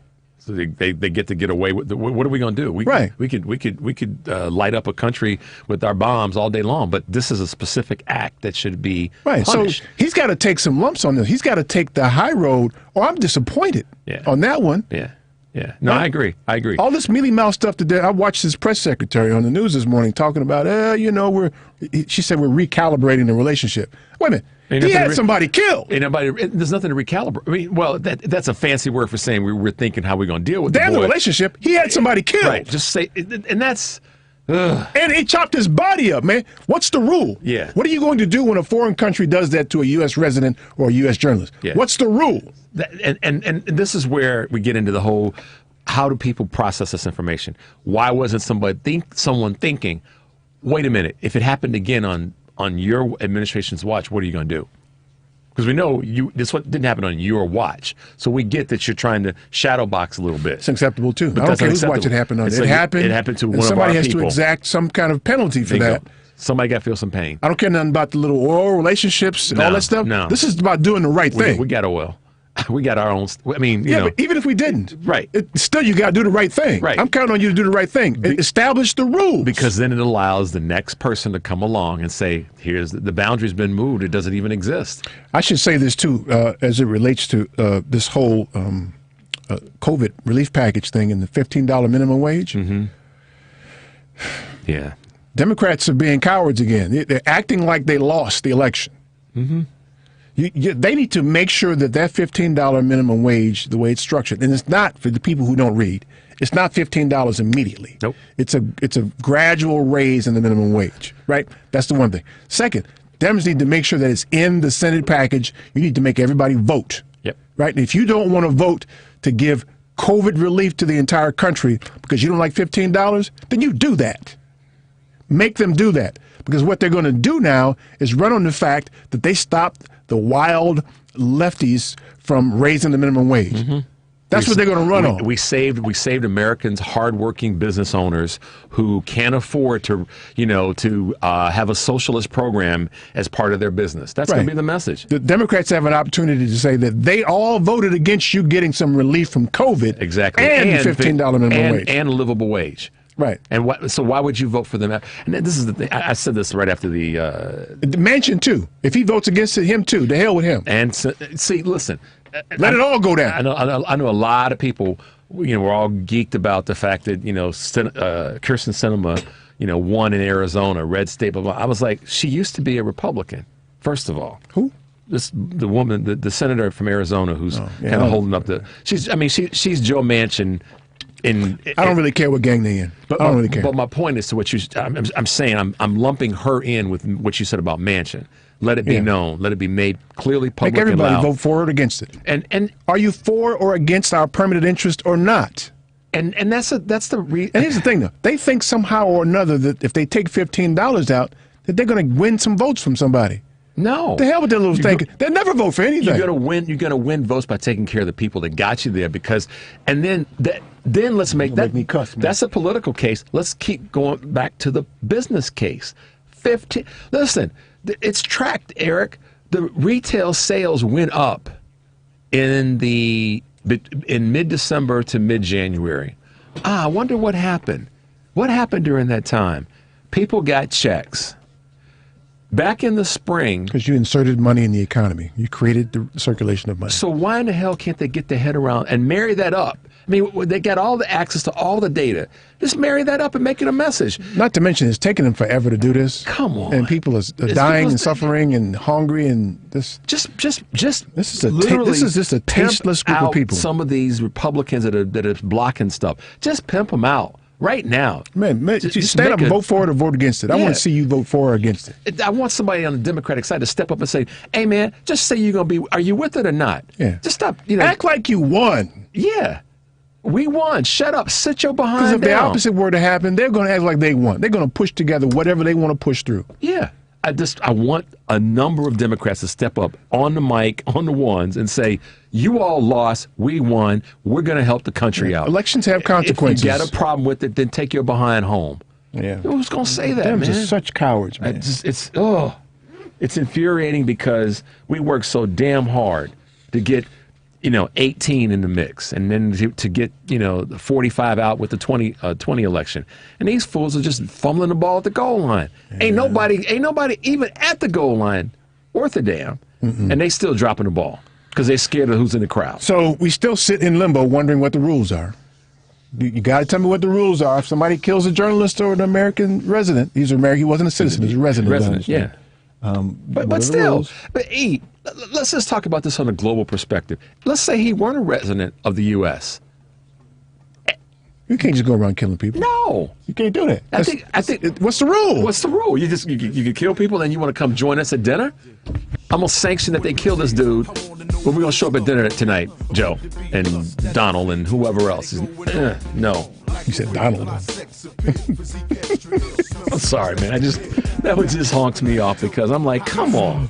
Yeah, listen, man. You know, so now they're saying, "Oh, he's being hard on the Democrats." Of course, right. Yeah, we need to be. We gotta hold them accountable for our permanent interests. We busted out behind to make sure they got elected. That's why I'm frustrated because we worked so hard to get this done, and they stumbling and bumbling at the goal line. Tell me about this. $15 is what they need. No, they need 25, but 15 is what's not, and that's.